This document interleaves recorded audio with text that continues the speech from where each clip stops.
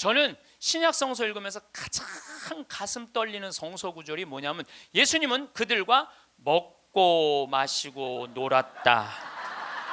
이거를 읽으면 막 가슴이 떨려요. 여러분들, 세상에 먹고 마시고 노는 것처럼 중요한 일이 어디 있어요? 그렇죠? 여러분들, 저하고 뭐 방송을 통해서, 유튜브를 통해서 친숙하시죠? 친숙하다더라도 나하고 먹고 마시고 놀진 않잖아요. 먹고 마시고 놀 수 있는 사이는요, 친하지 않으면 못해요. 여러분들도 누구랑 먹고 마시고 놀아요? 친한 사람들이랑 먹고 마셔요. 오늘 이거 끝나고 나면 길거리에 나가고 너 오늘 나하고 먹고 마시고 놀자. 길거리에 있는 사람한테 말할 수 있어요, 없어요? 귀싸대기 맞을 거예요. 여기 오늘 같이 온 친구들하고 야, 우리 오늘 강의 끝났으니까 여 명동에 가고 우리 먹고 마시고 놀자. 친하지 않으면 못하는 거예요.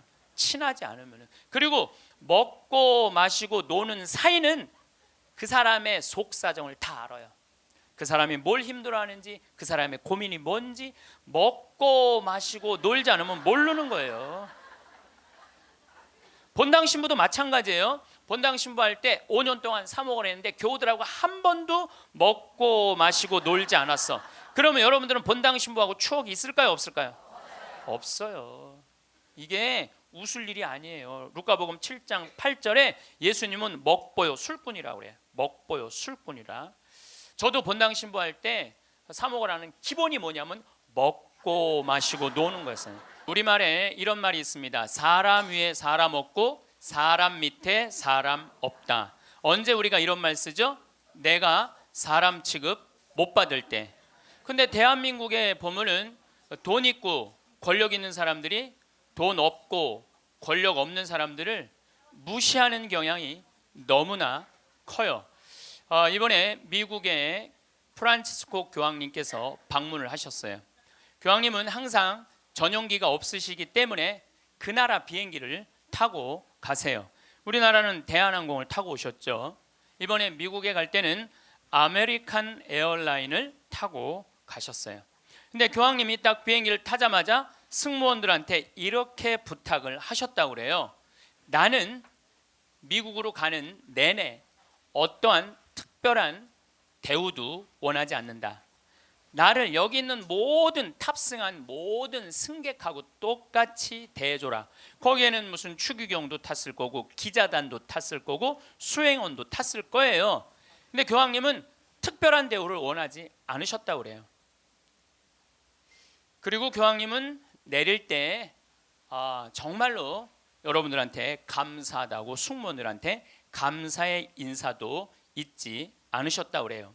13억 명의 대표가 우리 프란치스코 교황님 아니에요. 가톨릭 신자가 지금 13억 명이니까. 그런데 그 대단한 분이 어떠한 특별한 대우도 원하지 않는다고. 그래서 그 교황님을 수행한 승무원들이 마지막에 후기를 쓴 거를 제가 읽었는데 자기네들은 너무 특별한 대우를 원하지 않았던 그 교황님을 모시고 가면서 인생의 최대의 비행을 했다고 그래요. 너무너무 감동을 받았다고 그래요. 이렇게 세계 최고의 교황님도 특별한 대우를 원하지 않으셨는데 모 항공사의 부사장은 땅콩 안 까줬다고 매뉴얼 판으로 자기 직원, 자기 돈을 벌어주는 사람이야. 고마운 사람이죠. 자기 직원 손가락 마디를 때리고 무릎을 꿇치고 그 다음에 강제로 용서를 청하라고 그랬다는 거예요. 그리고 그것도 모자라니까 어떻게 비행기를 돌려서 그 중요한 사무장을 비행기에서 내리게 했다는 거예요.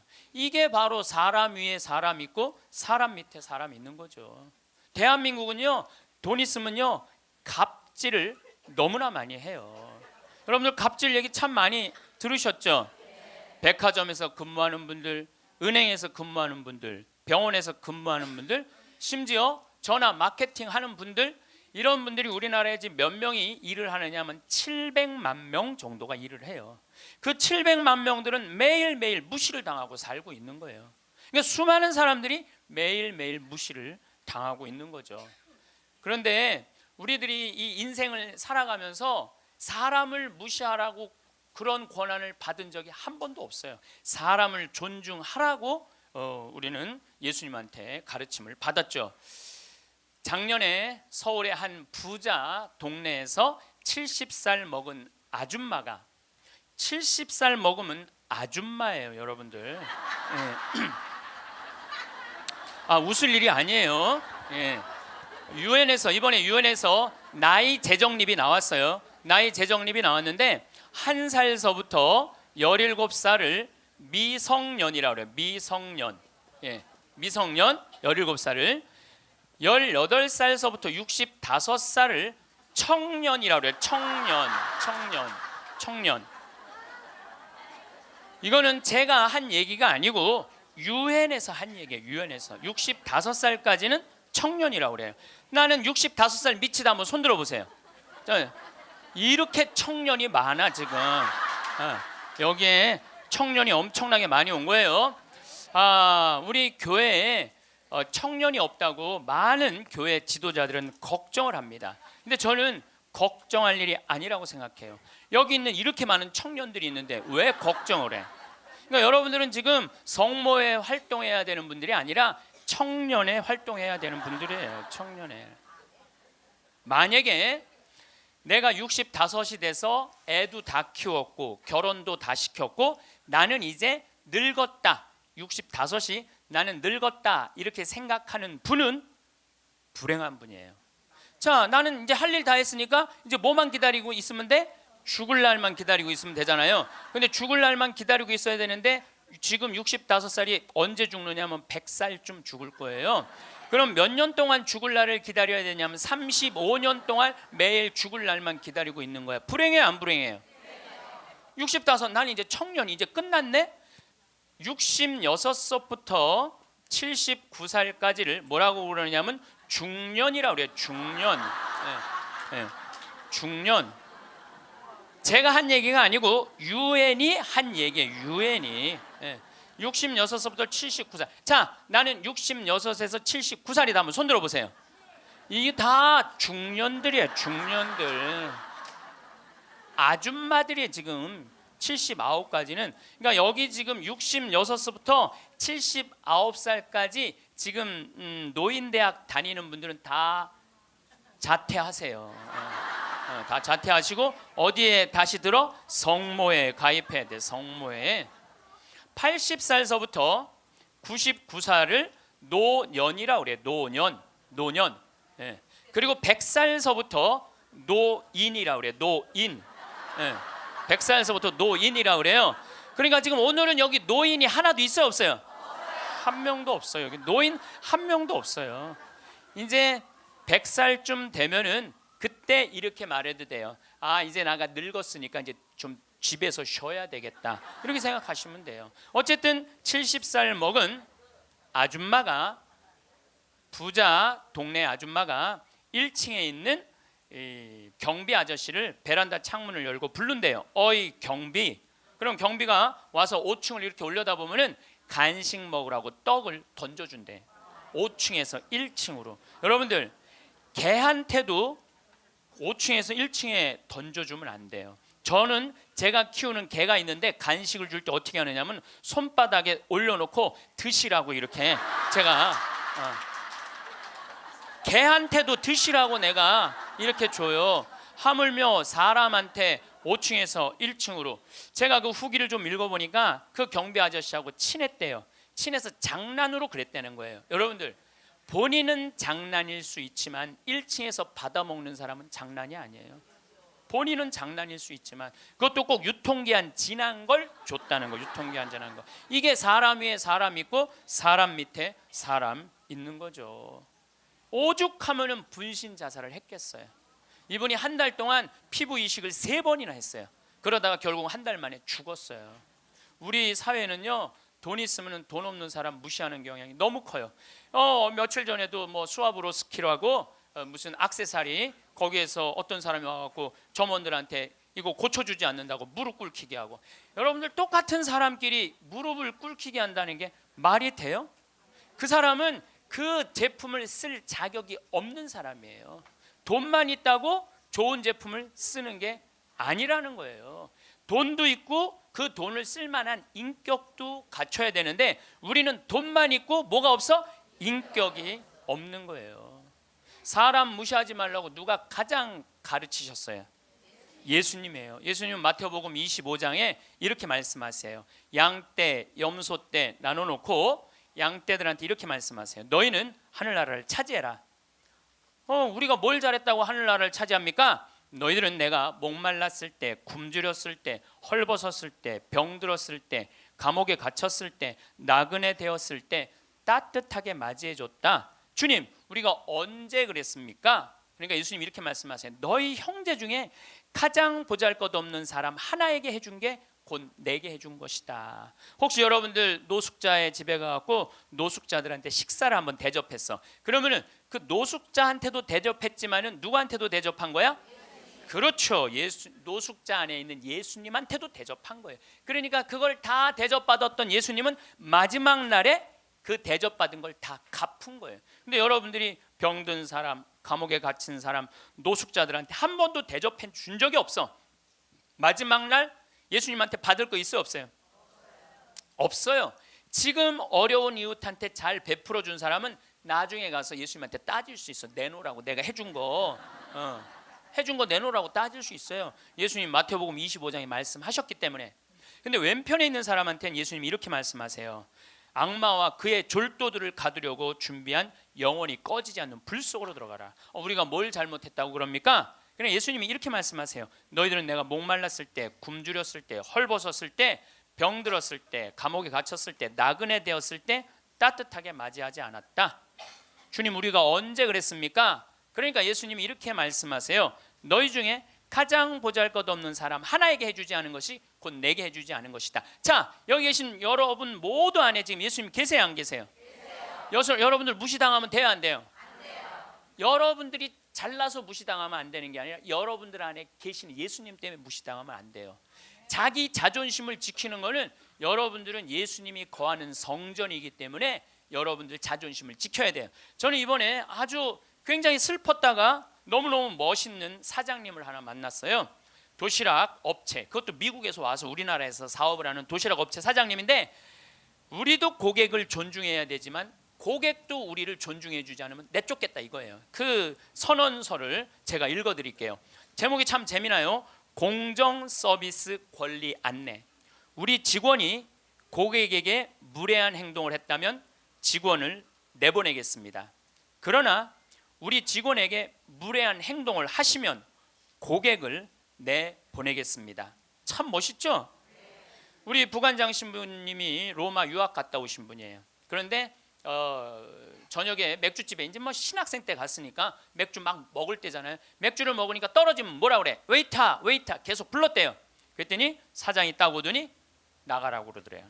왜 나가냐고 그러니까 왜 우리 직원을 종 부리듯 부리느냐고. 술 떨어진 거 알면 우리가 찾아가고 필요한 거 있느냐고 물어볼 텐데 왜 내 직원을 종 부리듯 부리느냐고. 이렇게 종 부리듯 부리는 당신은 여기서 맥주 먹을 자격 없다고 나가라고.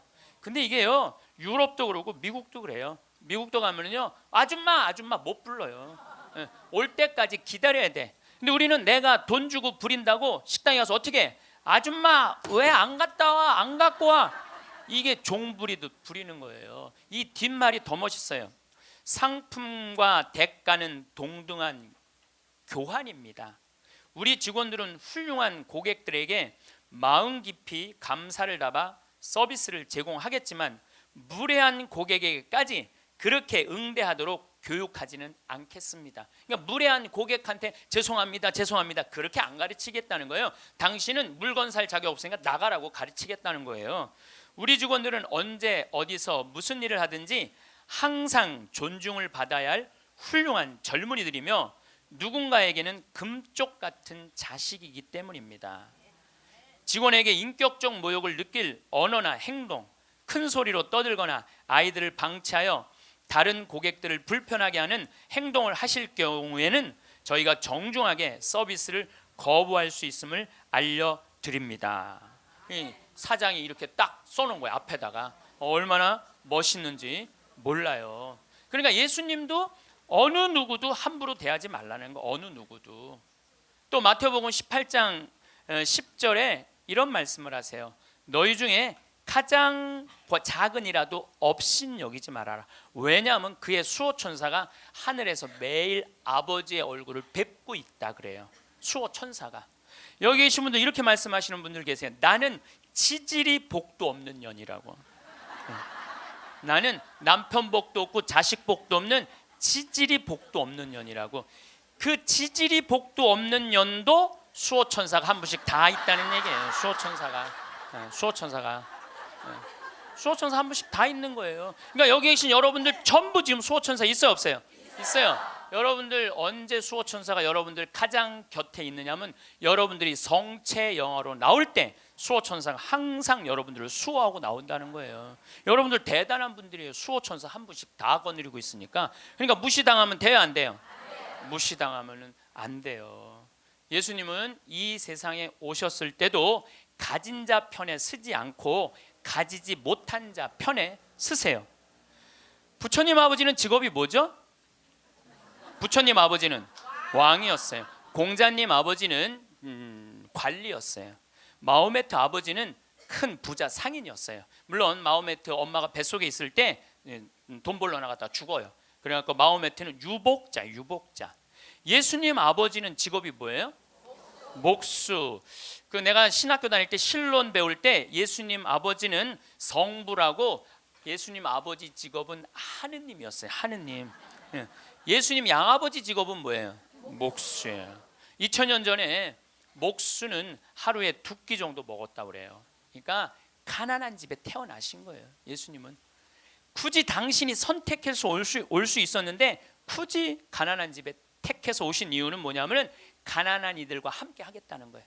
그리고 당신 태어날 때 천사들이 누구를 초대하느냐면 목동들을 초대해요. 야, 삼왕은 자기네들이 찾아온 거고 예수님이 초대한 건 누구냐면은 목동들이에요. 저기 대단한 분 태어났으니까 가봐라. 그래갖고 예수님한테 처음으로 인사를 한 사람들은 목동들이야. 우리가 알퐁소 토대의 별이라는 책을 읽어갖고 목동을 굉장히 낭만적인 사람들로 알고 있는데 중동에 가보면요 세상에 더러운 게 목동이에요.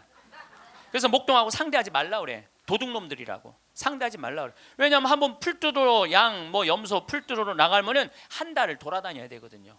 그러니까 한 달 동안 내가 가서 보니까 머리에 떡을 칠하고 다녀요.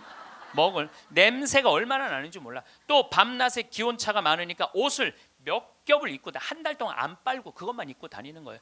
그 더럽고 냄새나는 목동들을 예수님은 첫 손님으로 초대한 거예요. 이게 누구를 초대하겠다냐? 보잘것없는 사람들을 귀하게 여기겠다는 거예요. 그리고 당신 활동하실 때는 앞 못 보는 사람, 듣지 못하는 사람, 말하지 못하는 사람, 팔 오그라드는 사람, 등 굽은 여자, 다리 오그라드는 사람, 몸 썩어가는 나 환자, 몸 파는 여자, 나라 팔아먹은 세리들이랑 먹고 마시고 놀았다고 그래요. 저는 신약 성서 읽으면서 가장 가슴 떨리는 성서 구절이 뭐냐면 예수님은 그들과 먹고 마시고 놀았다. 이거를 읽으면 막 가슴이 떨려요. 여러분들 세상에 먹고 마시고 노는 것처럼 중요한 일이 어디 있어요? 그렇죠? 여러분들 저하고 뭐 방송을 통해서 유튜브를 통해서 친숙하시죠? 친숙하다더라도 나하고 먹고 마시고 놀진 않잖아요. 먹고 마시고 놀 수 있는 사이는요 친하지 않으면 못해요. 여러분들도 누구랑 먹고 마시고 놀아요? 친한 사람들이랑 먹고 마셔요. 오늘 이거 끝나고 나면 길거리에 나가고 너 오늘 나하고 먹고 마시고 놀자. 길거리에 있는 사람한테 말할 수 있어요 없어요? 귀싸대기 맞을 거예요. 여기 오늘 같이 온 친구들하고 야 우리 오늘 강의 끝났으니까 여기 명동에 가고 우리 먹고 마시고 놀자. 친하지 않으면 못하는 거예요. 친하지 않으면은. 그리고 먹고 마시고 노는 사이는 그 사람의 속사정을 다 알아요. 그 사람이 뭘 힘들어하는지, 그 사람의 고민이 뭔지 먹고 마시고 놀지 않으면 모르는 거예요. 본당 신부도 마찬가지예요. 본당 신부할 때 5년 동안 사목을 했는데 교우들하고 한 번도 먹고 마시고 놀지 않았어. 그러면 여러분들은 본당 신부하고 추억이 있을까요 없을까요? 없어요. 이게 웃을 일이 아니에요. 루카복음 7장 8절에 예수님은 먹보요 술꾼이라고 그래요. 먹보요 술꾼이라. 저도 본당 신부할 때 사목을 하는 기본이 뭐냐면 먹고 마시고 노는 거였어요. 사목의 기본이 먹고 마시고 노는 거였어요. 장례가 나잖아요. 그럼 저는 반드시 초상집에 갔어요.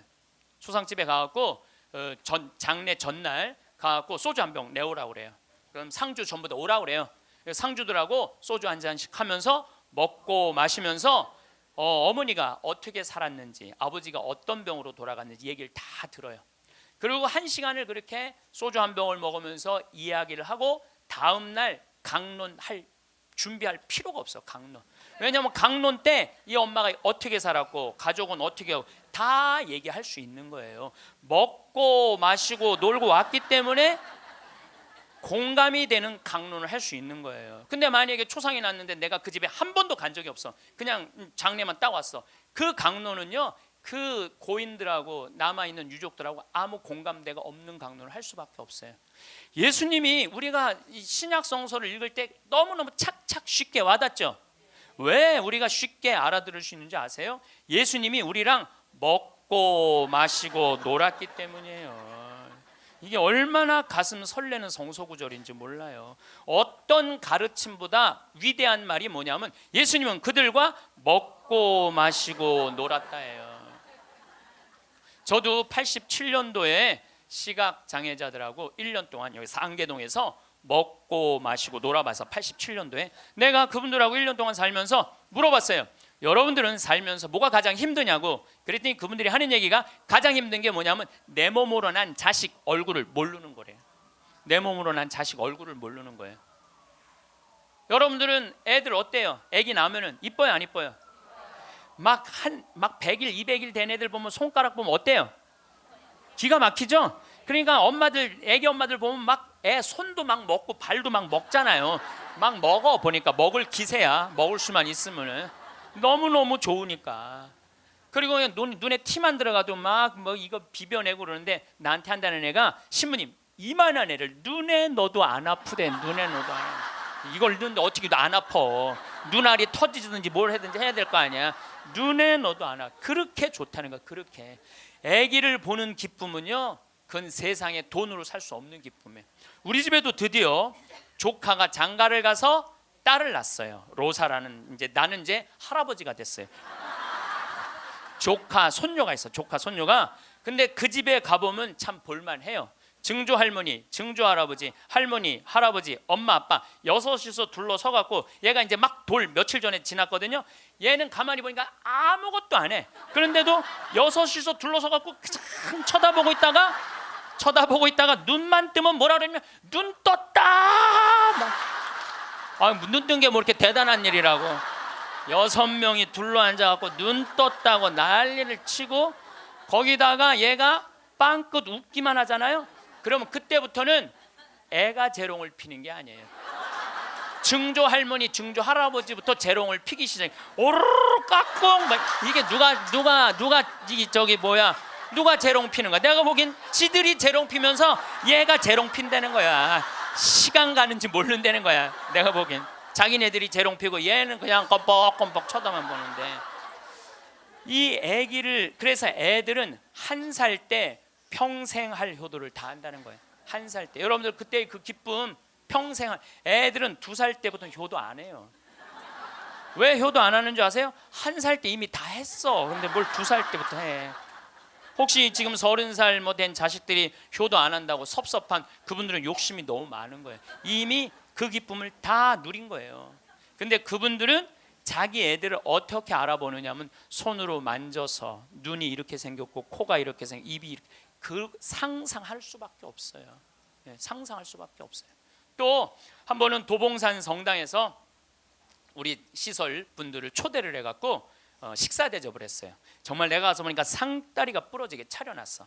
그런데 옆에 있던 형제가 나한테 그러는 거야. 학사님, 우리는 이렇게 상다리가 부러지게 차려놔도 아무 소용이 없다는 거예요. 왜 소용이 없냐? 그랬더니 보여야지 골라 먹죠. 어디 있는 줄 알아야지. 냄새는 나는데 어디 있는지 알아야지 골라 먹죠. 그러니까 옆에 봉사자들이 한 분씩 앉아갖고 고등어 들어갑니다, 두부 들어갑니다, 김치 들어갑니다. 그래야지 먹는 거예요. 근데 우리 생태마을에 딱 음식 차려놓으면은 막 김치, 뭐 고등어 막 이제 묵은지 절여놓은 거 보면 막 이분들 막 입에 군침이 돈대. 딱 보면은 막 깍두기 쫙 빨갛게 해놓고 막 김치찌개 두부 딱 올려주면 입에 군침이 돈다는 거예요. 우린 눈으로 먹는 거예요. 먼저 눈으로 먹고 입에 군침이 도는 거예요. 이걸 영어로 뭐라고 그러냐면 My mouth is watering 그래요. 군침 돈다. My mouth is watering. 군침이 돼요.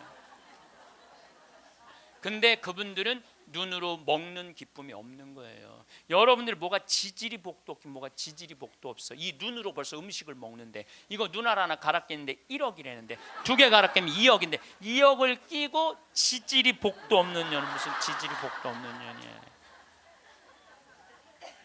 또 87년도는 그 인천에서 수원에서 전철이 전부 다 의정부로 갔어요. 그때만 해도 우리 시각장애자들이 전철에서 바구니 들고 어두운 밤에 깜깜한 밤에 이러고 가면은 500원씩 1000원씩 줬어요. 기억나시죠? 네. 그렇게 하루 종일 전철을 오고 가면서 모으면은 그때 돈으로 꽤 컸대요. 15,000원, 2만원 됐대요. 그때 돈으로. 그러면은 창동이나 도봉역에서 딱 내리면은 도둑놈들이 따라다니다가 역에서 나가면은 그걸 낚아채 가는 거예요. 그걸 낚아채 가는 거예요. 그럴 때 너무너무 속상하다는 거. 너무너무 화가 나. 하루 종일 고생한 건데. 그러니까 누굴 데리고 나가느냐면 5학년, 6학년, 중학교 1학년 된 자기 애들을 데리고 나가는 거예요. 자기 애들은 그거 일 나가는 게 죽기보다 싫은 거예요.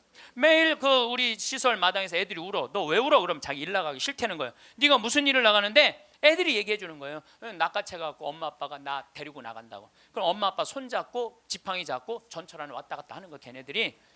그러는 수원이나 인천은 아무 상관없대요. 창동이나 도봉역에 딱 그 전철을 지나갈 때 되면 누굴 만나냐면 반 친구들을 만나는 거야. 반 친구들이 그걸 보고 다음날 학교 가고 다 소문을 내는 거예요. 제 엄마 손잡고 국어라로 다닌다고. 얼마나 그 나이에 자존심이 상해요. 그러니까 내가 그들과 먹고 1년 동안 먹고 마시고 놀지 않았으면 그분들의 아픔을 몰랐을 거예요. 예수님은 이 세상에 오셔서 3년 동안 정말 가지지 못한 사람이나 가진 사람이나 누구하고 먹고 마시고 놀았어요. 그러니까 강생이라는 말 참 많이 듣죠. 예수님은 이 세상에 강생하셨다. 그냥 몸만 오신 게 아니에요. 삶 자체로 이 세상에 들어오신 거예요. 그래서 우리랑 먹고 마시고 놀면서 우리가 고민하는 게 뭔지, 우리가 힘들어하는 게 뭔지 너무너무 잘 아셨어요. 그래서 예수님은 특별히 아픈 사람들, 병든 사람들 고쳐주는 거 주저하지 않으셨어요. 다 고쳐주셨어요. 그리고 최후의 만찬 때 마지막 날 제자들의 발을 씻어주고 난 다음에 예수님이 이렇게 말씀하세요. 요한복음 13장에 내가 너희들을 사랑하였듯이, 사랑한다는 게 뭐냐면 너희들과 먹고 마시고 놀면서 너희들을 위로했듯이 너희도 서로 사랑하여라. 이게 마지막 날 유언이야. 서로 사랑하라는 게. 그런데 지금 한국에는 크리스찬이 2천만이 있어요. 개신교 1,500만, 가톨릭 500만. 크리스찬이라는 건 뭐냐면 그리스도처럼 살겠다는 거예요. 여기 계신 여러분들 전부 왜 세례 받았냐면 그리스도처럼 살라고 세례 받은 거야. 그러면 이 대한민국에 2천만 명의 그리스도가 살고 있는데 요즘 대한민국에 보면 2천만 명의 그리스도인이 살고 있는 것 같아요? 아니죠? 예수님이 서로 사랑하라고 말하고 간 적이 없는 것 같아. 예수님이 이렇게 말하고 가신 것 같아. 너희들 서로 괴롭힐 수 있는 한 괴롭혀라. 이렇게 말씀하고 가신 것 같아. 얼마나 서로 괴롭히는지. 작년 4월 6일 날 윤승주 일병이 죽었어요. 군대 간 지 4개월 만에 4명의 선임이 괴롭혀갖고.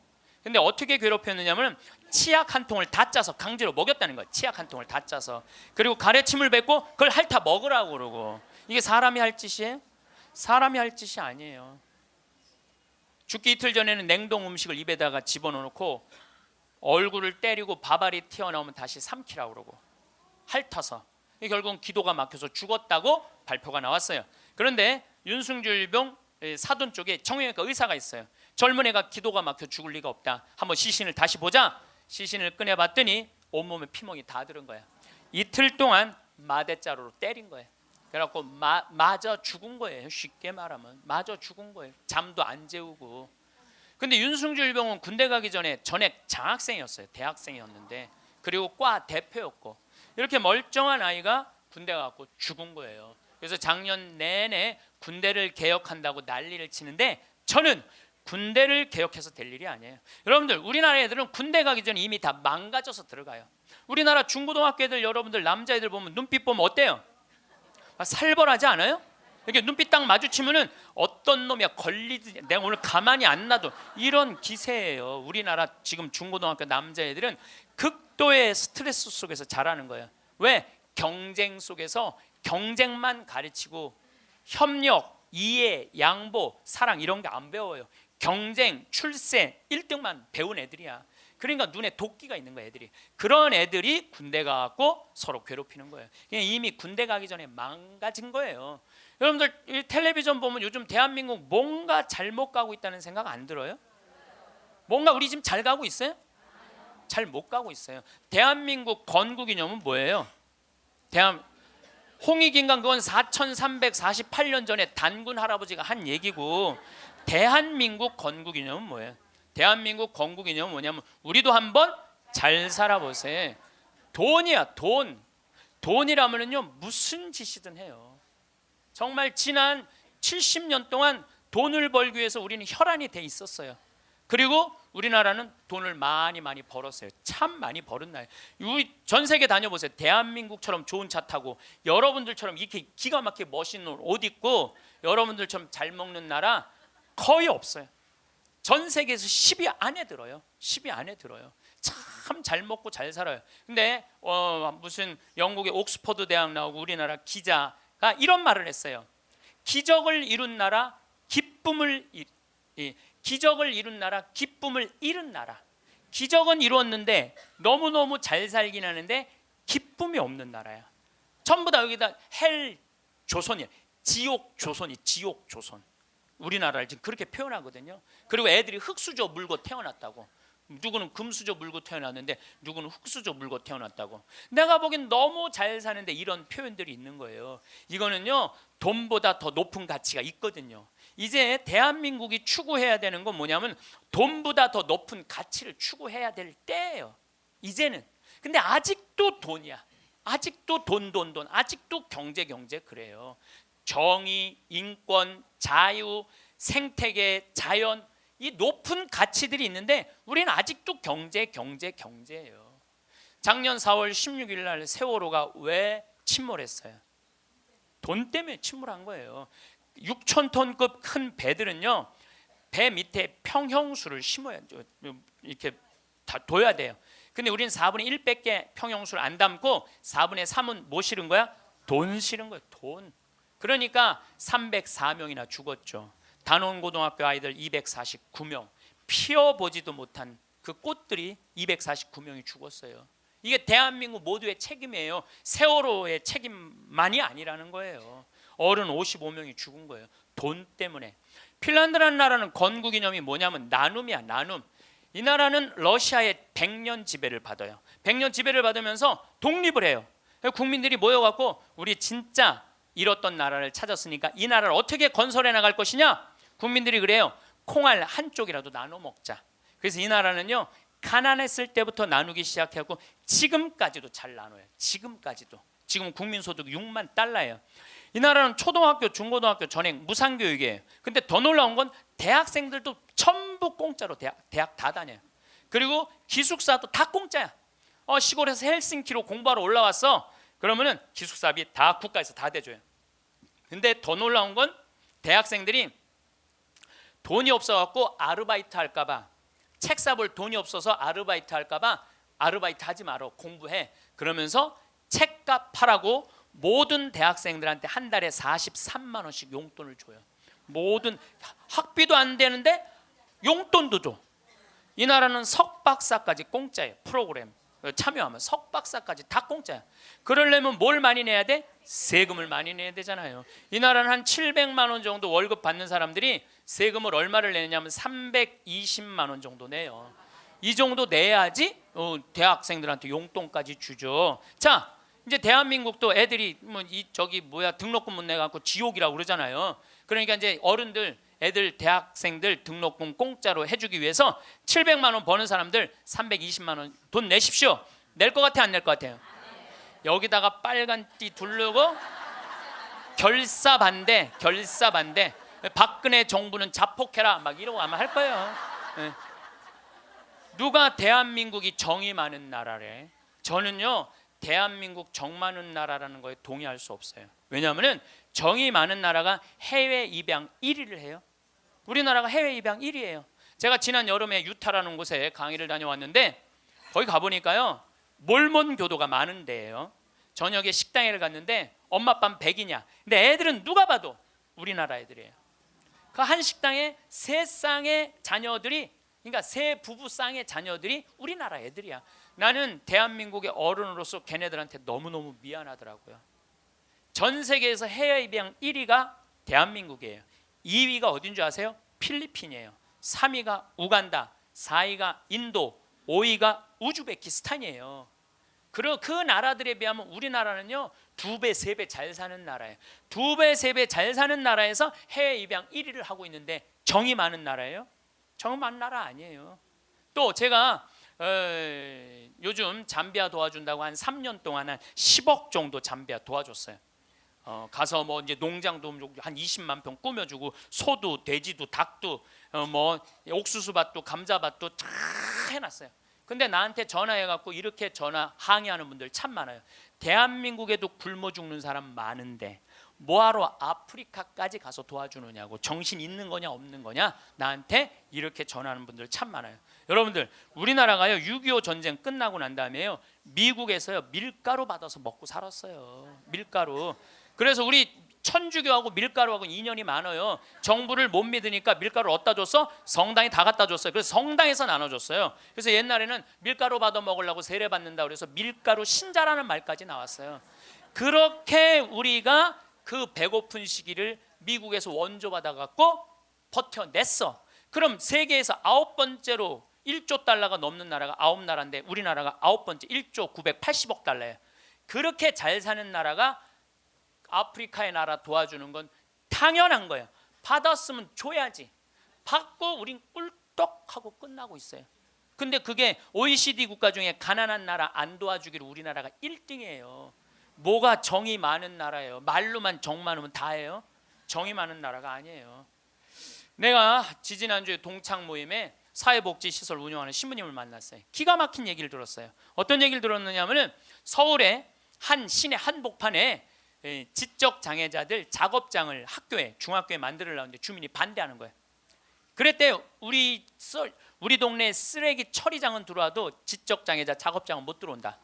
참, 아니 걔네들 얼마나 이 삶에 목말라 하는 애들인데 걔네들을 우리 동네에서 받아들였고 우리 동네에서 보호를 해줘야지. 심지어 어떤 주민은 이렇게 말했다고 그래요. 우리 동네 핵시설은 들어와도 지적장애자 시설은 못 들어온다.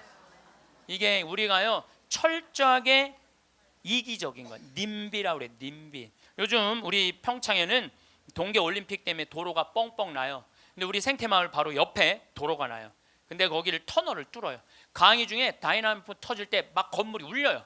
그래서 사람들이 와서 나한테 그래요. 신부님, 저렇게 바로 터널을 뚫는데 반대 안 하시느냐고. 내가 이렇게 말해요. 저거 반대하려면 5년 정도 걸려. 매일 도로에 들어놓아야 돼. 나는 내 인생 매일 도로에 들어놓기 내 인생이 너무 아까워. 그리고 일하는 우리 옆으로 지나가는 거, 일하는 마을로 지나가는 거예요. 그럼 내가 반대한다고 칩시다. 그러면 이하는 누구한테로 지나가는 거야? 마을로 지나가는 거예요. 그럼 우리 내 옆길은 안 되고 옆에 마을은 괜찮고. 이게 이기적인 거예요. 이기적인 거. 누가 우리 부로 정이 많은 나라라고 그래요. 1970년대 우리 이 구로공단에서 동대문에서 노동자들이 이제 돈 많이 벌으니까 우리 좀 나눠주라. 그러니까 정부에서 어떻게 이 국가가 지금 잘 살아야 된다. 그래갖고 잡아 죽이고 고문하고 그랬어요. 그러면서 나중에 잘 살게 되면 그때서 너희들한테 잘해줘. 나중에 잘해줘요. 나중에 잘해주겠다고. 그래서 대기업 중심으로 정책을 폈어요. 그런데 지금 2015년 대한민국 잘 살아요, 못 살아요? 잘 살아요. 외환보유가 세계 6위예요. 3,600억 달러. 그 다음에 10대 기내 사내 보유금은 5천억 달러, 515조. 근데 지금 나눠요, 안 나눠요? 안 나누잖아요. 우리나라가 지금 1시간 노동 임금이 5,580원이에요. 이거 노동자들이 10,000원으로 해달라고 그랬어요. 근데 올해 6,030원 했어요. 6,030원. 내년에 1시간이 6,030원이에요. 그러면 우리나라하고 비슷한 경제 규모가 비슷한 이탈리아는 얼마에? 10,000원이에요. 10,000원. 이탈리아, 스페인 10,000원이에요. 우리보다 조금 잘 사는 프랑스는 12,000원, 독일은 13,000원, 미국은 2020년에 모든 노동자들한테 1시간에 17,000원 주기로 국회에서 결의를 했어요. 근데 우리는 이 민중을 무시하는 거예요. 니네들은 무시당해도 돼. 니네들은 돈, 이게 5,580원이면요 한 달 22일 일하면 얼마 버는 줄 알아요? 98만 원 받는 거예요. 98만 원. 그거 갖고 먹고 살라는 거예요. 기업에는 515조나 있으면서 안 내놓는 거예요. 세금으로 안 내놓는 거예요. 그냥 가지고 있는 사람만 더 부자가 되는 거예요. 가지고 얼마 전에 우리 삼성이 아시아 최고의 부자 가문이 됐대요. 저는 그걸 읽으면서 너무너무 창피했어요. 왜 너무너무 창피했느냐면은 우리나라는 경제 규모가 1조 달러야. 일본은 6조 달러, 중국은 14조 달러야. 그럼 최고의 부자는 일본이나 중국에서 나와야지 우리나라에서 나와요. 이 얘기는 뭐냐면 삼성이 회사 운영을 잘하기도 했지만 중소기업 하청업체들한테 1,000원 주고 500원 주고 그 나머지 500원 갖고 세계 아시아 1위 된 거예요. 다 같이 잘 살아야지 잘 사는 거지 한 기업만 잘 산다고 잘 사는 게 아니에요. 그리스가 왜 망했어요? 그리스가 한두 부자 자기네들 세금 다 뒤로 돌리는 바람에 나라가 망한 거예요. 나중에 나누긴 뭘 나중에 나눠. 노동자들이 잘 살아야지 국가가 잘 사는 거예요. 호주만 해도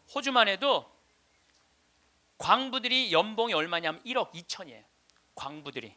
내가 지금 호주에 나오고 같이 봉사활동 다니는 치과의사, 우리 요한 바오로 치과의사가 있는데 어저께 나한테 한 얘기예요. 신부님, 호주에는 배관공, 전기공, 목수가 저보다 돈 더 많이 벌어요. 아주 능력 있는 치과의사인데 돈 더 많이 번다는 거예요. 그러니까 노동자가 잘 사는 나라가 행복한 나라예요. 예. 나중에 나눠주긴 언제 나눠줘. 나중에는 다 굶어 죽고 난 다음에 나눠줘요. 나누려면 언제 나눠야 돼? 지금 나눠야 돼. 지금. 내가 성당 질 때도 부자들한테 신축 헌금 좀 하시죠. 그럼 신부님 나중에 땅 팔리면 할게요. 나중에 땅 팔리면 할게요. 이런 분들은요 절대 안 해요. 착한 일도 많은 사람들 신부님 내가 나중에 돈 벌면 할게요. 이런 사람들은 착한 일 안 하겠다는 사람들이에요. 지금 하지 않으면 나중에는 못 하는 거예요. 나중에는 지금 해야 돼. 하려면 지금 해야 돼요. 오늘도 황창현 신부님의 행복 특강 잘 들으셨나요? 이어서 나이 들수록 들으면 도움이 되는 지혜의 말씀을 들려드리겠습니다. 인생은 지혜롭게 살고 자기 삶은 뚜렷해야지. 착하다고 행복이 찾아오는 것은 아니다. 소중한 자신의 인생을 한 남자에게 목매달아서 자신을 괴롭히고 살 필요도 없다. 내 인생에 대하여 책임감을 가질 수 있는 자세가 필요한 것이다. 늘 안절부절하는 것은 바보스러운 짓이니 현명하게 대처해야 한다. 남자가 이러니 저러니 불평해봐야 내 인생을 책임져주는 사람은 없다.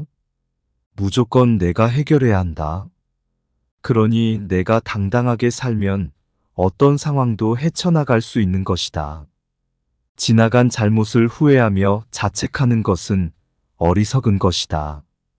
후회한다는 건 실수를 저지른 자기를 미워하고 제대로 대처하지 못한 스스로를 미워하는 마음이다. 후회는 자기에 대한 또 다른 학대다. 우리는 늘 현재를 놓치며 산다. 과거를 생각하다 현재를 놓치고 미래를 걱정하느라 또 현재를 놓친다.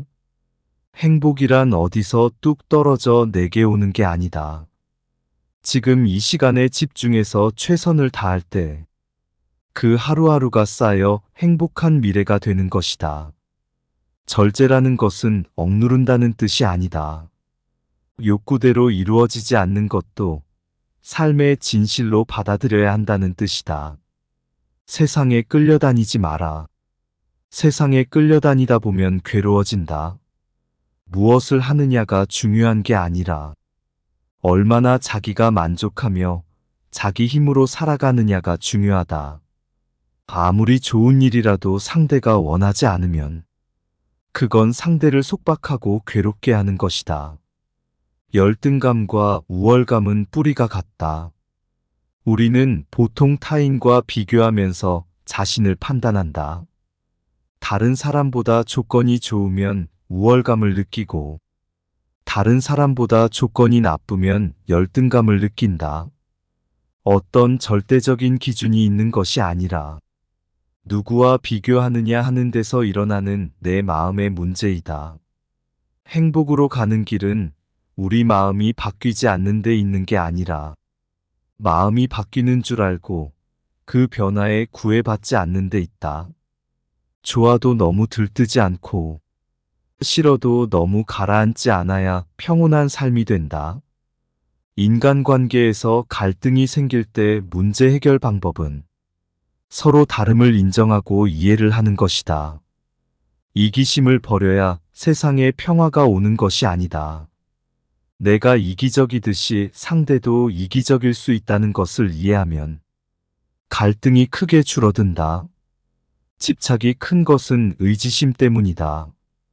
의지한다는 것은 좋게 말하면 상대를 신뢰하는 것이고 나쁘게 말하면 노예근성이 있는 것이다. 상대의 일거수일투족에 나의 희로애락이 좌우된다. 누군가에게 의지한다는 것은 상대의 태도에 따라 내 삶이 흔들리게 된다는 뜻이다. 의지하고 기대다 보면 내 생각 내 주체성은 사라지고 늘 주변 사람들에게 매여서 괴로울 수밖에 없다. 사랑이라는 이름으로 서로 구속하고 의존하는 마음에서 벗어나 내 인생의 주인은 바로 나라는 마음으로 살아야 한다. 진정한 성공은 매 순간이 값지고 소중하다는 것을 아는 데서 시작된다. 이런 관점을 갖고 인생을 산다면 어제도 성공하고 오늘도 성공하고 내일도 성공하는 삶을 살 수 있다. 남의 불행 위에 내 행복을 쌓지 마라. 내가 힘들게 일하지 않고 편히 살 수 있는 것은 나보다 힘들게 일하면서도 어렵게 살아가는 사람들이 있기 때문이다. 인생을 살아가는데 타인의 기준에 따르는 게 아니라 자신의 가치관이 분명하게 서야 한다. 어떤 이유에서든 괴로울 수밖에 없다고 하는 것은 인생을 낭비하는 것이다. 누가 뭐라 해도 자기 인생을 행복하게 사는 게 먼저다. 우리가 행복하고 불행한 것은 모두 자기 책임이다. 내가 행복해지는 것이 삶의 경쟁력이다. 어떤 삶을 살고 있더라도 당신은 행복해질 권리가 있다. 어떤 순간이라도 우리는 행복을 선택할 수 있다. 행복도 내가 만드는 것이네. 불행도 내가 만드는 것이네. 진실로 그 행복과 불행 다른 사람이 만드는 것 아니네. 원하는 것이 다 이루어져야 행복한 것은 아니다. 원하는 것이 다 이루어진다는 말은 환상이고 욕망일 뿐이다. 원하는 것이 이루어지지 않는다고 원하는 것에 매달려 울고 불고 하면서 불행하게 살 것인가? 아니면 그런 가운데서도 행복하게 살 것인가? 이것은 선택의 문제다. 남의 인생에 신경 쓰지 말고 내 인생이나 잘 살아라. 나도 저 사람처럼 되고 싶다는 게 좋은 것 같지만 그러면 비교하는 마음에서 벗어나기 힘들고 따라갈 힘이 붙이다 보면 능력이 부족하다는 생각과 함께 자괴감이 생긴다. 남을 기준으로 삼지 말고 내가 하고 싶은 것, 내가 해야 할 것을 기준으로 출발하라. 사람은 자기 발로 서고 자기 눈으로 세상을 보며 스스로 책임지고 문제를 해결해 나갈 때 제대로 성장한다. 옳고 그름에 대한 생각이 분명한 사람일수록 화를 잘 낸다. 이래도 좋고 저래도 좋은 사람은 상대적으로 화가 적은 편이다. 화가 난다는 건 누구 때문이 아니라 내가 옳고 내가 틀렸다는 내 분별심 때문이다. 사사건건 옳고 그름을 가르는 습관이 내 안의 도화선에 자꾸만 불을 당기는 것이다. 화낼 일이 아닌데 내 기준에 맞지 않으니까 화가 나는 것이다. 말로 이기는 걸 너무 좋아하지 말고 말로 지는 것을 패배라고 생각하지 마라. 이기려는 생각이 있기 때문에 패배도 있다. 이기려는 생각이 없으면 패배할 일도 없다. 우리는 더 큰 불행을 겪어야 현재 우리가 가지고 있는 조건이 행복인 줄 안다. 현재 우리에게 주어진 조건이 그대로 행복인 줄 아는 것. 그것이 진리의 눈을 뜨는 거다. 남을 이해하면 내가 좋고 남을 이해하지 못하면 내가 괴롭다. 우리가 자기 자신에게 불만을 갖는 것은 스스로에 대한 기대가 너무 높기 때문이다. 이 세상 모든 존재는 부족한 것도 아니고 넘치는 것도 아니다. 존재는 다만 존재일 뿐이다. 사람이 때론 실패도 하고 때론 좌절도 해야 굳건한 성장을 한다. 우리는 내가 원하는 대로, 내가 하고 싶은 대로 되는 게 행복이고 자유라고 생각한다. 외적인 조건과 상황에 따라 행복하기도 하고 불행하기도 한 행복은 기껏해야 반쪽짜리에 불과하다.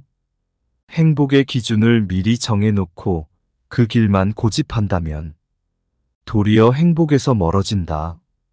반대로 내가 기대한 대로 되어야 한다는 고집을 내려놓고 인연 따라 지혜롭게 대처할 때 행복도 찾아온다.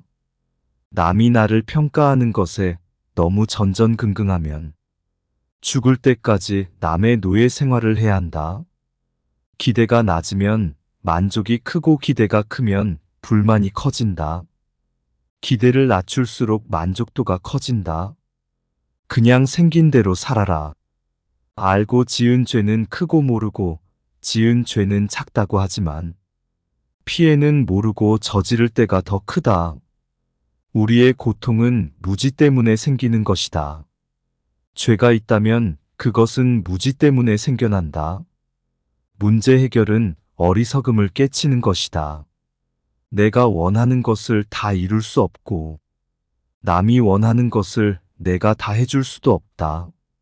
내가 원하는 것을 다 이루려고 하는 것이 욕심이듯이 남이 원하는 것을 내가 다 해주려고 하는 것도 욕심이다. 욕심을 버리기 어려우면 움켜쥐고 괴로워하면 된다. 괴로운 것이 심하면 내려놓게 된다.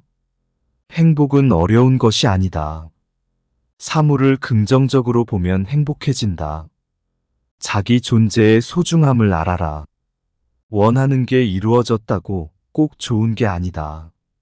원하는 게 안 이루어졌다고 그게 꼭 나쁜 것도 아니다.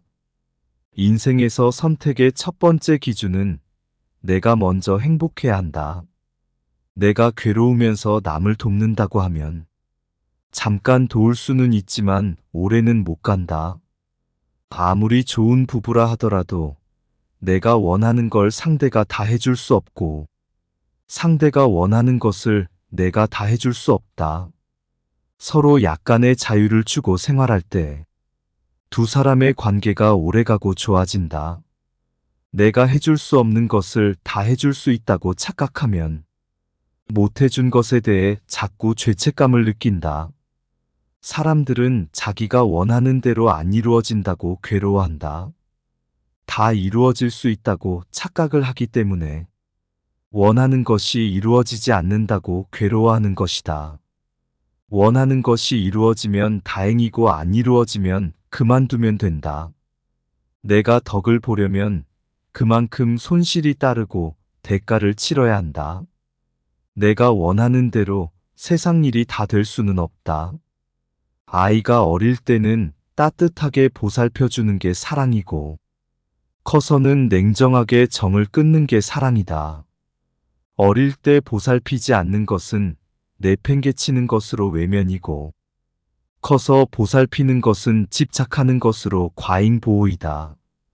아이가 10번쯤 말을 안 들었을 때 자기 안에서 화가 나면 자기 문제고 화가 전혀 안 나고 계속할 수 있으면 그건 내가 정말 아이를 사랑하는 거다.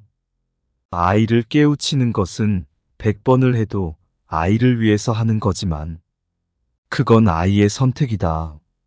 내가 사랑을 받고 싶으면 내가 사랑하면 되고 목돈을 갖고 싶으면 저축을 하면 된다. 우리는 세상으로부터 사랑을 받으려 하지만 원하는 만큼 채워지지 않기 때문에 결국 실망하고 한탄하게 된다. 내가 시키는 대로 안 해서 화나는 것은 내 문제지. 아이의 문제는 아니다. 부모가 자기 자식을 너무 높이 평가하기 때문에 항상 자식을 나무라는 것이다. 천하가 다 나를 안 믿어줘도 부모가 나를 믿어주면 아이에겐 자존감이 생긴다. 내가 주인으로 살려고 하면 그동안 나의 주인 노릇했던 것들이 반대한다. 그것을 두려워하면 주인이 되지 못한다. 우리가 행복하지 못한 이유는 항상 과거를 핑계 대기 때문이다. 미워하지 말라가 아니라 알고 보니 미워할 일이 아니다. 용서하다가 아니라 알고 봤더니 잘못한 게 아니다 하고 알게 된다. 이것을 깨달음이라고 한다. 자기 스스로 통찰력 즉 지혜를 갖게 되면 괴로움이 사라지게 된다. 지금 여기 나에게 깨어 있어라. 지금 여기 나에게 깨어 있기가 행복으로 가는 길이다. 물잔이 물잔이라 물을 담는 것이 아니고 물을 담으면 물잔이 되고 국을 담으면 국그릇이 되는 것이다. 화를 알아차린다는 것은 화가 일어날 조짐을 알아차리는 것이다. 화가 날 때 몸에 약간 열이 난다거나 호흡이 가빠지는 것을 감지할 수 있어야 한다. 알아차리고 알아차리고 알아차리면 점점 알아차림의 순간이 빨라진다. 주위의 소중한 분들에게도 공유해 주시면 좋을 것 같습니다. 한 번 더 들으시면 가슴에 더욱 새겨질 것입니다. 반복 재생합니다. 우리말에 이런 말이 있습니다. 사람 위에 사람 없고 사람 밑에 사람 없다. 언제 우리가 이런 말 쓰죠? 내가 사람 취급 못 받을 때.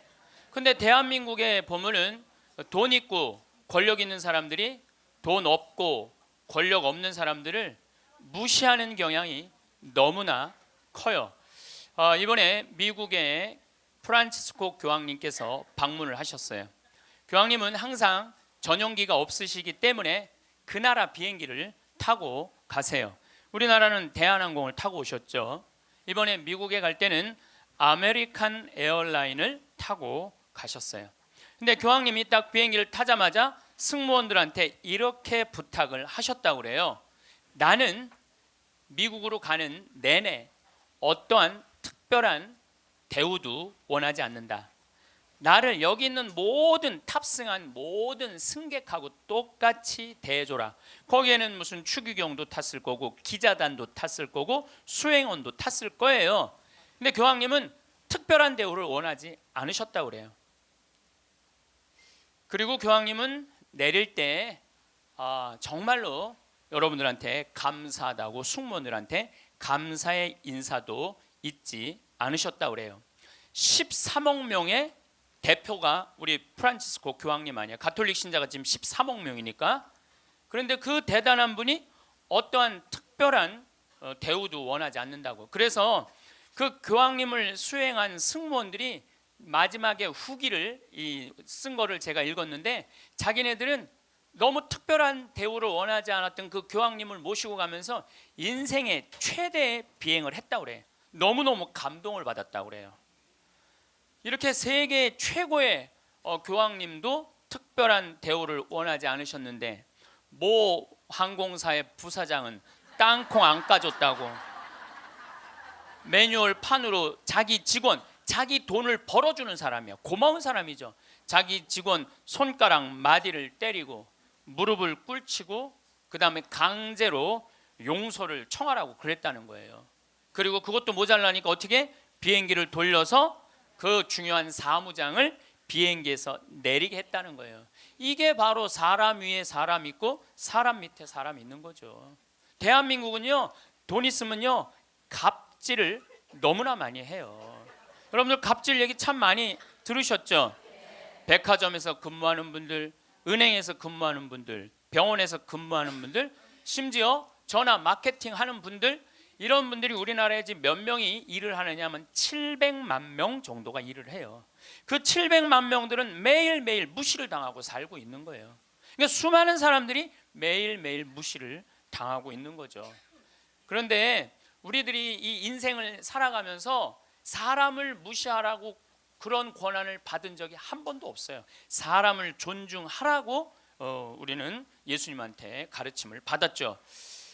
작년에 서울의 한 부자 동네에서 70살 먹은 아줌마가, 70살 먹으면 아줌마예요, 여러분들. 아, 웃을 일이 아니에요. 유엔에서, 이번에 유엔에서 나이 재정립이 나왔어요. 나이 재정립이 나왔는데 1살서부터 17살을 미성년이라고 그래요. 미성년. 미성년 17살을, 18살서부터 65살을 청년이라고 그래요. 청년. 이거는 제가 한 얘기가 아니고 유엔에서 한 얘기예요. 유엔에서 65살까지는 청년이라고 그래요. 나는 65살 미치다, 한번 손 들어보세요.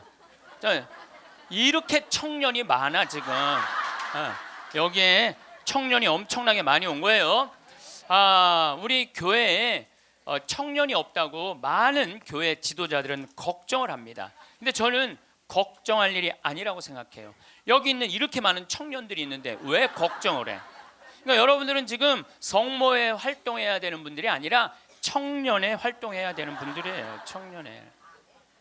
만약에 내가 65이 돼서 애도 다 키웠고 결혼도 다 시켰고 나는 이제 늙었다, 65이 나는 늙었다, 이렇게 생각하는 분은 불행한 분이에요. 자, 나는 이제 할 일 다 했으니까 이제 뭐만 기다리고 있으면 돼? 죽을 날만 기다리고 있으면 되잖아요. 근데 죽을 날만 기다리고 있어야 되는데 지금 65살이 언제 죽느냐면 100살쯤 죽을 거예요. 그럼 몇 년 동안 죽을 날을 기다려야 되냐면 35년 동안 매일 죽을 날만 기다리고 있는 거야. 불행해요, 안 불행해요? 65, 난 이제 청년, 이제 끝났네. 66세부터 79살까지를 뭐라고 그러냐면 중년이라고 그래요. 중년. 중년. 제가 한 얘기가 아니고 유엔이 한 얘기예요. 유엔이. 66세부터 79살. 자, 나는 66에서 79살이다. 한번 손 들어보세요. 이게 다 중년들이에요. 중년들. 아줌마들이 지금 79까지는, 그러니까 여기 지금 66세부터 79살까지 지금 노인대학 다니는 분들은 다 자퇴하세요. 다 자퇴하시고 어디에 다시 들어? 성모에 가입해야 돼. 성모에. 80살서부터 99살을 노년이라고 그래. 노년. 그리고 100살서부터 노인이라고 그래. 노인. 100살서부터 노인이라고 그래요. 그러니까 지금 오늘은 여기 노인이 하나도 있어요, 없어요? 한 명도 없어요. 여기 노인 한 명도 없어요. 이제 100살쯤 되면은 그때 이렇게 말해도 돼요. 이제 나가 늙었으니까 이제 좀 집에서 쉬어야 되겠다, 이렇게 생각하시면 돼요. 어쨌든 70살 먹은 아줌마가, 부자 동네 아줌마가 1층에 있는 이 경비 아저씨를 베란다 창문을 열고 부른대요. 어이 경비. 그럼 경비가 와서 5층을 이렇게 올려다보면은 간식 먹으라고 떡을 던져준대. 5층에서 1층으로. 여러분들, 개한테도 5층에서 1층에 던져주면 안 돼요. 저는 제가 키우는 개가 있는데 간식을 줄 때 어떻게 하느냐면 손바닥에 올려놓고 드시라고 이렇게 제가 개한테도 드시라고 내가 이렇게 줘요. 하물며 사람한테 5층에서 1층으로. 제가 그 후기를 좀 읽어보니까 그 경비 아저씨하고 친했대요. 친해서 장난으로 그랬다는 거예요. 여러분들, 본인은 장난일 수 있지만 1층에서 받아먹는 사람은 장난이 아니에요. 본인은 장난일 수 있지만 그것도 꼭 유통기한 지난 걸 줬다는 거. 유통기한 지난 거. 이게 사람 위에 사람 있고 사람 밑에 사람 있는 거죠. 오죽하면은 분신 자살을 했겠어요. 이분이 한 달 동안 피부 이식을 3번이나 했어요. 그러다가 결국 한 달 만에 죽었어요. 우리 사회는요, 돈 있으면 돈 없는 사람 무시하는 경향이 너무 커요. 며칠 전에도 뭐 수아브로스키라고 무슨 액세서리, 거기에서 어떤 사람이 와갖고 점원들한테 이거 고쳐주지 않는다고 무릎 꿇히게 하고. 여러분들, 똑같은 사람끼리 무릎을 꿇히게 한다는 게 말이 돼요? 그 사람은 그 제품을 쓸 자격이 없는 사람이에요. 돈만 있다고 좋은 제품을 쓰는 게 아니라는 거예요. 돈도 있고 그 돈을 쓸 만한 인격도 갖춰야 되는데, 우리는 돈만 있고 뭐가 없어? 인격이 없는 거예요. 사람 무시하지 말라고 누가 가장 가르치셨어요? 예수님이에요. 예수님은 마태복음 25장에 이렇게 말씀하세요. 양떼, 염소떼 나눠놓고 양떼들한테 이렇게 말씀하세요. 너희는 하늘나라를 차지해라. 우리가 뭘 잘했다고 하늘나라를 차지합니까? 너희들은 내가 목말랐을 때, 굶주렸을 때, 헐벗었을 때, 병들었을 때, 감옥에 갇혔을 때, 나그네 되었을 때 따뜻하게 맞이해줬다. 주님, 우리가 언제 그랬습니까? 그러니까 예수님 이렇게 말씀하세요. 너희 형제 중에 가장 보잘것없는 사람 하나에게 해준 게 곧 내게 해준 것이다. 혹시 여러분들 노숙자의 집에 가갖고 노숙자들한테 식사를 한번 대접했어. 그러면은 그 노숙자한테도 대접했지만은 누구한테도 대접한 거야? 그렇죠. 노숙자 안에 있는 예수님한테도 대접한 거예요. 그러니까 그걸 다 대접받았던 예수님은 마지막 날에 그 대접받은 걸 다 갚은 거예요. 근데 여러분들이 병든 사람, 감옥에 갇힌 사람, 노숙자들한테 한 번도 대접해 준 적이 없어. 마지막 날 예수님한테 받을 거 있어요, 없어요? 없어요. 지금 어려운 이웃한테 잘 베풀어 준 사람은 나중에 가서 예수님한테 따질 수 있어. 내놓으라고, 내가 해준 거 해준 거 내놓으라고 따질 수 있어요. 예수님 마태복음 25장에 말씀하셨기 때문에. 근데 왼편에 있는 사람한테는 예수님이 이렇게 말씀하세요. 악마와 그의 졸도들을 가두려고 준비한 영원히 꺼지지 않는 불 속으로 들어가라. 우리가 뭘 잘못했다고 그럽니까? 그냥 예수님이 이렇게 말씀하세요. 너희들은 내가 목말랐을 때, 굶주렸을 때, 헐벗었을 때, 병들었을 때, 감옥에 갇혔을 때, 나그네 되었을 때 따뜻하게 맞이하지 않았다. 주님, 우리가 언제 그랬습니까? 그러니까 예수님이 이렇게 말씀하세요. 너희 중에 가장 보잘것없는 사람 하나에게 해주지 않은 것이 곧 내게 해주지 않은 것이다. 자, 여기 계신 여러분 모두 안에 지금 예수님 계세요, 안 계세요? 여러분들 무시당하면 돼요, 안 돼요? 안 돼요. 여러분들이 잘나서 무시당하면 안 되는 게 아니라 여러분들 안에 계시는 예수님 때문에 무시당하면 안 돼요. 자기 자존심을 지키는 거는, 여러분들은 예수님이 거하는 성전이기 때문에 여러분들 자존심을 지켜야 돼요. 저는 이번에 아주 굉장히 슬펐다가 너무너무 멋있는 사장님을 하나 만났어요. 도시락 업체, 그것도 미국에서 와서 우리나라에서 사업을 하는 도시락 업체 사장님인데, 우리도 고객을 존중해야 되지만 고객도 우리를 존중해 주지 않으면 내쫓겠다 이거예요. 그 선언서를 제가 읽어드릴게요. 제목이 참 재미나요. 공정 서비스 권리 안내. 우리 직원이 고객에게 무례한 행동을 했다면 직원을 내보내겠습니다. 그러나 우리 직원에게 무례한 행동을 하시면 고객을 내보내겠습니다. 참 멋있죠? 우리 부관장 신부님이 로마 유학 갔다 오신 분이에요. 그런데 저녁에 맥주집에 이제 뭐 신학생 때 갔으니까 맥주 막 먹을 때잖아요. 맥주를 먹으니까 떨어지면 뭐라 그래? 웨이터, 웨이터 계속 불렀대요.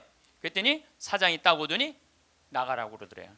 왜 나가냐고 그러니까, 왜 우리 직원을 종부리듯 부리느냐고. 술 떨어진 거 알면 우리가 찾아가고 필요한 거 있느냐고 물어볼 텐데 왜 내 직원을 종부리듯 부리느냐고. 이렇게 종부리듯 부리는 당신은 여기서 맥주 먹을 자격 없다고, 나가라고. 근데 이게요, 유럽도 그러고 미국도 그래요. 미국도 가면은요, 아줌마 아줌마 못 불러요. 올 때까지 기다려야 돼. 근데 우리는 내가 돈 주고 부린다고 식당에 가서 어떻게 해? 아줌마 왜 안 갔다 와? 안 갖고 와? 이게 종부리듯 부리는 거예요. 이 뒷말이 더 멋있어요. 상품과 대가는 동등한 교환입니다. 우리 직원들은 훌륭한 고객들에게 마음 깊이 감사를 담아 서비스를 제공하겠지만 무례한 고객에게까지 그렇게 응대하도록 교육하지는 않겠습니다. 그러니까 무례한 고객한테 죄송합니다, 죄송합니다 그렇게 안 가르치겠다는 거예요. 당신은 물건 살 자격 없으니까 나가라고 가르치겠다는 거예요. 우리 직원들은 언제 어디서 무슨 일을 하든지 항상 존중을 받아야 할 훌륭한 젊은이들이며 누군가에게는 금쪽 같은 자식이기 때문입니다.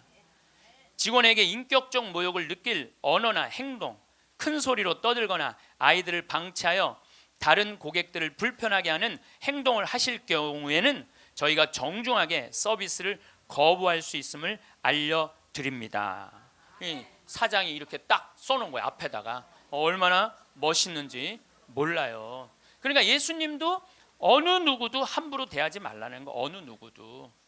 또 마태복음 18장 10절에 이런 말씀을 하세요. 너희 중에 가장 작은이라도 업신 여기지 말아라. 왜냐하면 그의 수호천사가 하늘에서 매일 아버지의 얼굴을 뵙고 있다 그래요.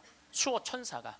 여기 계신 분들 이렇게 말씀하시는 분들 계세요. 나는 지질이 복도 없는 년이라고. 나는 남편 복도 없고 자식 복도 없는 지질이 복도 없는 년이라고. 그 지질이 복도 없는 년도 수호천사가 한 분씩 다 있다는 얘기예요. 수호천사가 한 분씩 다 있는 거예요. 그러니까 여기 계신 여러분들 전부 지금 수호천사 있어요 없어요? 있어요. 여러분들 언제 수호천사가 여러분들 가장 곁에 있느냐면 여러분들이 성체 영화로 나올 때 수호천사가 항상 여러분들을 수호하고 나온다는 거예요. 여러분들 대단한 분들이에요. 수호천사 한 분씩 다 거느리고 있으니까. 그러니까 무시당하면 돼요 안 돼요? 무시당하면 안 돼요. 예수님은 이 세상에 오셨을 때도 가진 자 편에 서지 않고 가지지 못한 자 편에 서세요. 부처님 아버지는 직업이 뭐죠? 부처님 아버지는 왕이었어요. 공자님 아버지는 관리였어요. 마호메트 아버지는 큰 부자 상인이었어요. 물론 마호메트 엄마가 뱃속에 있을 때 돈 벌러 나갔다 죽어요. 그래갖고 마호메트는 유복자. 예수님 아버지는 직업이 뭐예요? 목수. 그 내가 신학교 다닐 때 신론 배울 때 예수님 아버지는 성부라고. 예수님 아버지 직업은 하느님이었어요. 하느님. 예수님 양아버지 직업은 뭐예요? 목수예요. 2000년 전에 목수는 하루에 2끼 정도 먹었다고 그래요. 그러니까 가난한 집에 태어나신 거예요. 예수님은 굳이 당신이 선택해서 올 수 있었는데 굳이 가난한 집에 택해서 오신 이유는 뭐냐면 가난한 이들과 함께 하겠다는 거예요. 그리고 당신 태어날 때 천사들이 누구를 초대하느냐면 목동들을 초대해요. 야, 삼왕은 자기네들이 찾아온 거고 예수님이 초대한 건 누구냐면은 목동들이에요. 저기 대단한 분 태어났으니까 가봐라. 그래갖고 예수님한테 처음으로 인사를 한 사람들은 목동들이야. 우리가 알퐁소 토대의 별이라는 책을 읽어갖고 목동을 굉장히 낭만적인 사람들로 알고 있는데 중동에 가보면요 세상에 더러운 게 목동이에요. 그래서 목동하고 상대하지 말라 그래. 도둑놈들이라고 상대하지 말라 그래. 왜냐하면 한번 풀 뜯으러 양 뭐 염소 풀 뜯으러 나가면은 한 달을 돌아다녀야 되거든요. 그러니까 한 달 동안 머리 안 가. 내가 가서 보니까 머리에 떡을 칠하고 다녀요. 먹을 냄새가 얼마나 나는지 몰라. 또 밤낮에 기온차가 많으니까 옷을 몇 겹을 입고 한 달 동안 안 빨고 그것만 입고 다니는 거예요. 그 더럽고 냄새나는 목동들을 예수님은 첫 손님으로 초대한 거예요. 이게 누구를 초대하겠다냐? 보잘것없는 사람들을 귀하게 여기겠다는 거예요. 그리고 당신 활동하실 때는 앞 못 보는 사람, 듣지 못하는 사람, 말하지 못하는 사람, 팔 오그라드는 사람, 등 굽은 여자, 다리 오그라드는 사람, 몸 썩어가는 나 환자, 몸 파는 여자, 나라 팔아먹은 세리들이랑 먹고 마시고 놀았다고 그래요. 저는 신약 성서 읽으면서 가장 가슴 떨리는 성서 구절이 뭐냐면 예수님은 그들과 먹고 마시고 놀았다. 이거를 읽으면 막 가슴이 떨려요. 여러분들 세상에 먹고 마시고 노는 것처럼 중요한 일이 어디 있어요? 그렇죠? 여러분들 저하고 뭐 방송을 통해서 유튜브를 통해서 친숙하시죠? 친숙하다더라도 나하고 먹고 마시고 놀진 않잖아요. 먹고 마시고 놀 수 있는 사이는요 친하지 않으면 못해요. 여러분들도 누구랑 먹고 마시고 놀아요? 친한 사람들이랑 먹고 마셔요. 오늘 이거 끝나고 나면 길거리에 나가고 너 오늘 나하고 먹고 마시고 놀자. 길거리에 있는 사람한테 말할 수 있어요 없어요? 귀싸대기 맞을 거예요. 여기 오늘 같이 온 친구들하고 야 우리 오늘 강의 끝났으니까 여기 명동에 가고 우리 먹고 마시고 놀자. 친하지 않으면 못하는 거예요. 친하지 않으면. 그리고 먹고 마시고 노는 사이는 그 사람의 속사정을 다 알아요. 그 사람이 뭘 힘들어하는지, 그 사람의 고민이 뭔지 먹고 마시고 놀지 않으면 모르는 거예요. 본당 신부도 마찬가지예요. 본당 신부할 때 5년 동안 사목을 했는데 교우들하고 한 번도 먹고 마시고 놀지 않았어. 그러면 여러분들은 본당 신부하고 추억이 있을까요, 없을까요? 없어요. 이게 웃을 일이 아니에요. 루카복음 7장 8절에 예수님은 먹보요 술꾼이라고 그래요. 먹보요 술꾼이라. 저도 본당 신부할 때 사목을 하는 기본이 뭐냐면 먹고 마시고 노는 거였어요. 사목의 기본이 먹고 마시고 노는 거였어요. 장례가 나잖아요. 그럼 저는 반드시 초상집에 갔어요. 초상집에 가갖고 장례 전날 가갖고 소주 한 병 내오라고 그래요. 그럼 상주 전부 다 오라고 그래요. 상주들하고 소주 한 잔씩 하면서 먹고 마시면서 어머니가 어떻게 살았는지, 아버지가 어떤 병으로 돌아갔는지 얘기를 다 들어요. 그리고 1시간을 그렇게 소주 한 병을 먹으면서 이야기를 하고 다음 날 강론할 준비할 필요가 없어. 강론. 왜냐하면 강론 때 이 엄마가 어떻게 살았고 가족은 어떻게 하고 다 얘기할 수 있는 거예요. 먹고 마시고 놀고 왔기 때문에 공감이 되는 강론을 할 수 있는 거예요. 근데 만약에 초상이 났는데 내가 그 집에 한 번도 간 적이 없어. 그냥 장례만 딱 왔어. 그 강론은요, 그 고인들하고 남아있는 유족들하고 아무 공감대가 없는 강론을 할 수밖에 없어요. 예수님이 우리가 신약 성서를 읽을 때 너무너무 착착 쉽게 와닿죠. 왜 우리가 쉽게 알아들을 수 있는지 아세요? 예수님이 우리랑 먹고 마시고 놀았기 때문이에요. 이게 얼마나 가슴 설레는 성서구절인지 몰라요. 어떤 가르침보다 위대한 말이 뭐냐면 예수님은 그들과 먹고 마시고 놀았다예요. 저도 87년도에 시각장애자들하고 1년 동안 여기 상계동에서 먹고 마시고 놀아봐서 87년도에 내가 그분들하고 1년 동안 살면서 물어봤어요. 여러분들은 살면서 뭐가 가장 힘드냐고. 그랬더니 그분들이 하는 얘기가 가장 힘든 게 뭐냐면 내 몸으로 난 자식 얼굴을 모르는 거래요. 내 몸으로 난 자식 얼굴을 모르는 거예요. 여러분들은 애들 어때요? 애기 낳으면 이뻐요, 안 이뻐요? 막 100일, 200일 된 애들 보면 손가락 보면 어때요? 기가 막히죠? 그러니까 엄마들, 애기 엄마들 보면 막 애 손도 막 먹고 발도 막 먹잖아요. 막 먹어 보니까 먹을 기세야. 먹을 수만 있으면은 너무너무 좋으니까. 그리고 그냥 눈에 티만 들어가도 막 뭐 이거 비벼내고 그러는데 나한테 한다는 애가 신부님 이만한 애를 눈에 넣어도 안 아프대. 눈에 넣어도 안 아파. 이걸 넣는데 어떻게 안 아파. 눈알이 터지든지 뭘 하든지 해야 될 거 아니야. 눈에 넣어도 안 아파. 그렇게 좋다는 거야. 그렇게. 아기를 보는 기쁨은요, 그건 세상에 돈으로 살 수 없는 기쁨이에요. 우리 집에도 드디어 조카가 장가를 가서 딸을 낳았어요. 로사라는. 이제 나는 이제 할아버지가 됐어요. 조카 손녀가 있어. 조카 손녀가. 근데 그 집에 가보면 참 볼만해요. 증조 할머니, 증조 할아버지, 할머니, 할아버지, 엄마, 아빠 여섯이서 둘러서 갖고 얘가 이제 막 돌 며칠 전에 지났거든요.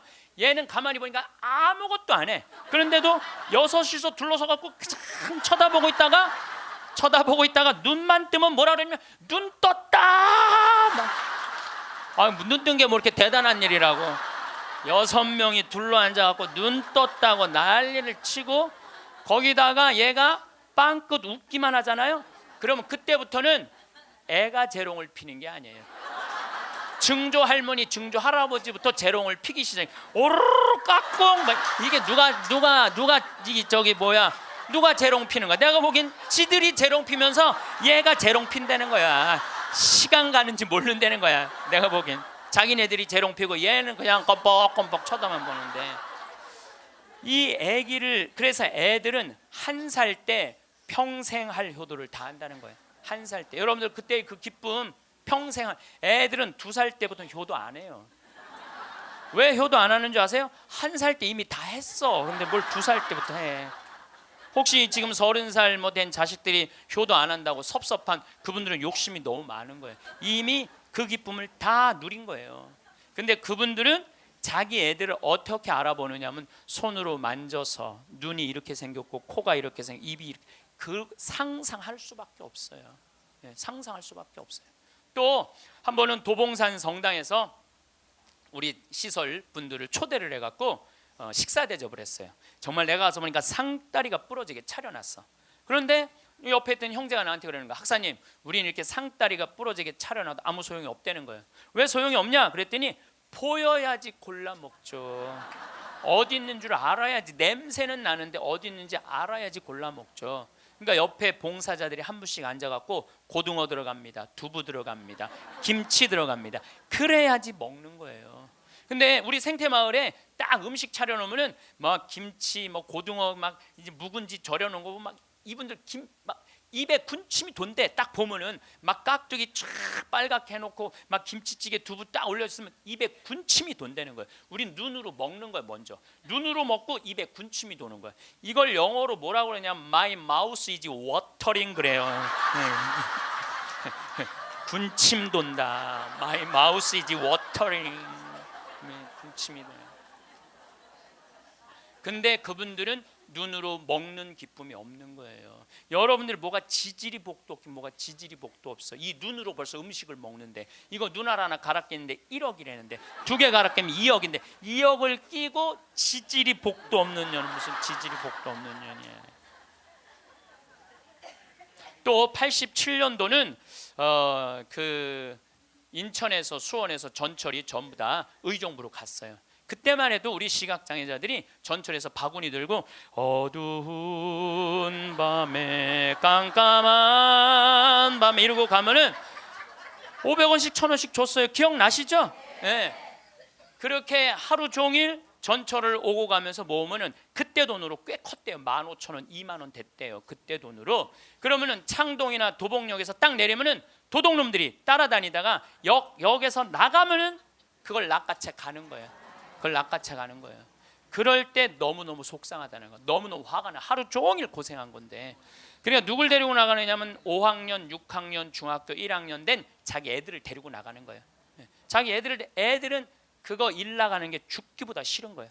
매일 그 우리 시설 마당에서 애들이 울어. 너 왜 울어? 그러면 자기 일 나가기 싫다는 거예요. 네가 무슨 일을 나가는데 애들이 얘기해 주는 거예요. 낚아채 갖고 엄마 아빠가 나 데리고 나간다고. 그럼 엄마 아빠 손 잡고 지팡이 잡고 전철 안에 왔다 갔다 하는 거 걔네들이.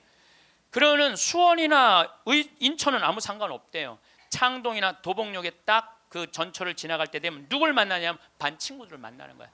반 친구들이 그걸 보고 다음날 학교 가고 다 소문을 내는 거예요. 제 엄마 손잡고 구걸하러 다닌다고. 얼마나 그 나이에 자존심이 상해요. 그러니까 내가 그들과 먹고 1년 동안 먹고 마시고 놀지 않았으면 그분들의 아픔을 몰랐을 거예요. 예수님은 이 세상에 오셔서 3년 동안 정말 가지지 못한 사람이나 가진 사람이나 누구하고 먹고 마시고 놀았어요. 그러니까 강생이라는 말 참 많이 듣죠. 예수님은 이 세상에 강생하셨다.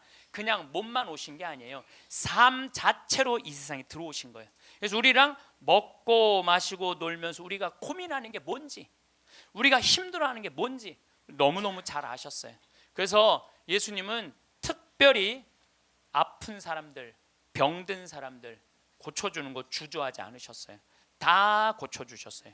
그리고 최후의 만찬 때 마지막 날 제자들의 발을 씻어주고 난 다음에 예수님이 이렇게 말씀하세요. 요한복음 13장에 내가 너희들을 사랑하였듯이, 사랑한다는 게 뭐냐면 너희들과 먹고 마시고 놀면서 너희들을 위로했듯이 너희도 서로 사랑하여라. 이게 마지막 날 유언이야. 서로 사랑하라는 게. 그런데 지금 한국에는 크리스찬이 2천만이 있어요. 개신교 1,500만, 가톨릭 500만. 크리스찬이라는 건 뭐냐면 그리스도처럼 살겠다는 거예요. 여기 계신 여러분들 전부 왜 세례 받았냐면 그리스도처럼 살라고 세례 받은 거야. 그러면 이 대한민국에 2천만 명의 그리스도가 살고 있는데 요즘 대한민국에 보면 2천만 명의 그리스도인이 살고 있는 것 같아요? 아니죠? 예수님이 서로 사랑하라고 말하고 간 적이 없는 것 같아. 예수님이 이렇게 말하고 가신 것 같아. 너희들 서로 괴롭힐 수 있는 한 괴롭혀라. 이렇게 말씀하고 가신 것 같아. 얼마나 서로 괴롭히는지. 작년 4월 6일 날 윤승주 일병이 죽었어요. 군대 간 지 4개월 만에 4명의 선임이 괴롭혀갖고. 근데 어떻게 괴롭혔느냐면 치약 한 통을 다 짜서 강제로 먹였다는 거야. 치약 한 통을 다 짜서. 그리고 가래침을 뱉고 그걸 핥아 먹으라고 그러고. 이게 사람이 할 짓이에요? 사람이 할 짓이 아니에요. 죽기 이틀 전에는 냉동 음식을 입에다가 집어넣고 얼굴을 때리고 밥알이 튀어나오면 다시 삼키라고 그러고 핥아서 결국은 기도가 막혀서 죽었다고 발표가 나왔어요. 그런데 윤승줄병 사돈 쪽에 정형외과 의사가 있어요. 젊은 애가 기도가 막혀 죽을 리가 없다. 한번 시신을 다시 보자. 시신을 꺼내봤더니 온몸에 피멍이 다 들은 거야. 이틀 동안 마대자루로 때린 거예요. 그래갖고 맞아 죽은 거예요. 쉽게 말하면 맞아 죽은 거예요. 잠도 안 재우고. 근데 윤승줄병은 군대 가기 전에 전액 장학생이었어요. 대학생이었는데 그리고 과 대표였고 이렇게 멀쩡한 아이가 군대 가고 죽은 거예요. 그래서 작년 내내 군대를 개혁한다고 난리를 치는데 저는 군대를 개혁해서 될 일이 아니에요. 여러분들 우리나라 애들은 군대 가기 전에 이미 다 망가져서 들어가요. 우리나라 중고등학교 애들 여러분들 남자애들 보면 눈빛 보면 어때요? 살벌하지 않아요? 이렇게 눈빛 딱 마주치면은 어떤 놈이야 걸리듯이 내가 오늘 가만히 안 놔둬 이런 기세예요. 우리나라 지금 중고등학교 남자애들은 극도의 스트레스 속에서 자라는 거예요. 왜? 경쟁 속에서 경쟁만 가르치고 협력, 이해, 양보, 사랑 이런 게 안 배워요. 경쟁, 출세 1등만 배운 애들이야. 그러니까 눈에 도끼가 있는 거야 애들이. 그런 애들이 군대 가고 서로 괴롭히는 거예요. 이미 군대 가기 전에 망가진 거예요. 여러분들 이 텔레비전 보면 요즘 대한민국 뭔가 잘못 가고 있다는 생각 안 들어요? 뭔가 우리 지금 잘 가고 있어요? 잘 못 가고 있어요. 대한민국 건국이념은 뭐예요? 홍익인간 그건 4348년 전에 단군 할아버지가 한 얘기고 대한민국 건국이념은 뭐예요? 대한민국 건국이념은 뭐냐면 우리도 한번 잘 살아보세요. 돈이야 돈. 돈이라면요 무슨 짓이든 해요. 정말 지난 70년 동안 돈을 벌기 위해서 우리는 혈안이 돼 있었어요. 그리고 우리나라는 돈을 많이 벌었어요. 참 많이 벌은 나라예요. 전 세계 다녀보세요. 대한민국처럼 좋은 차 타고 여러분들처럼 이렇게 기가 막히게 멋있는 옷 입고 여러분들처럼 잘 먹는 나라 거의 없어요.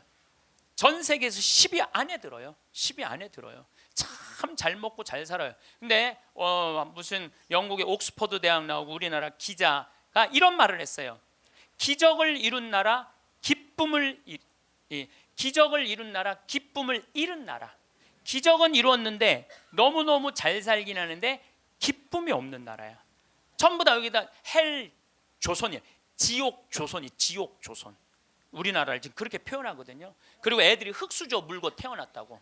누구는 금수저 물고 태어났는데 누구는 흙수저 물고 태어났다고. 내가 보기엔 너무 잘 사는데 이런 표현들이 있는 거예요. 이거는요 돈보다 더 높은 가치가 있거든요. 이제 대한민국이 추구해야 되는 건 뭐냐면 돈보다 더 높은 가치를 추구해야 될 때예요. 이제는. 근데 아직도 돈이야. 아직도 돈. 아직도 경제 그래요. 정의, 인권, 자유, 생태계, 자연 이 높은 가치들이 있는데 우리는 아직도 경제예요. 작년 4월 16일 날 세월호가 왜 침몰했어요? 돈 때문에 침몰한 거예요. 6,000톤급 큰 배들은요 배 밑에 평형수를 심어야 이렇게 다 둬야 돼요. 근데 우리는 4분의 1밖에 평형수를 안 담고 4분의 3은 뭐 실은 거야? 돈 실은 거예요. 돈. 그러니까 304명이나 죽었죠. 단원고등학교 아이들 249명, 피어보지도 못한 그 꽃들이 249명이 죽었어요. 이게 대한민국 모두의 책임이에요. 세월호의 책임만이 아니라는 거예요. 어른 55명이 죽은 거예요. 돈 때문에. 핀란드라는 나라는 건국이념이 뭐냐면 나눔이야. 나눔. 이 나라는 러시아의 100년 지배를 받아요. 100년 지배를 받으면서 독립을 해요. 국민들이 모여갖고 우리 진짜 잃었던 나라를 찾았으니까 이 나라를 어떻게 건설해 나갈 것이냐? 국민들이 그래요. 콩알 한쪽이라도 나눠 먹자. 그래서 이 나라는요 가난했을 때부터 나누기 시작하고 지금까지도 잘 나눠요. 지금까지도. 지금 국민소득 6만 달러예요. 이 나라는 초등학교, 중고등학교 전액 무상교육이에요. 근데 더 놀라운 건 대학생들도 전부 공짜로 대학 다 다녀요. 그리고 기숙사도 다 공짜야. 시골에서 헬싱키로 공부하러 올라왔어. 그러면은 기숙사비 다 국가에서 다 대줘요. 근데 더 놀라운 건 대학생들이 돈이 없어갖고 아르바이트 할까봐, 책 사볼 돈이 없어서 아르바이트 할까봐 아르바이트 하지 말어 공부해. 그러면서 책값 하라고 모든 대학생들한테 한 달에 43만 원씩 용돈을 줘요. 모든 학비도 안 되는데 용돈도 줘. 이 나라는 석박사까지 공짜예요. 프로그램 참여하면 석박사까지 다 공짜야.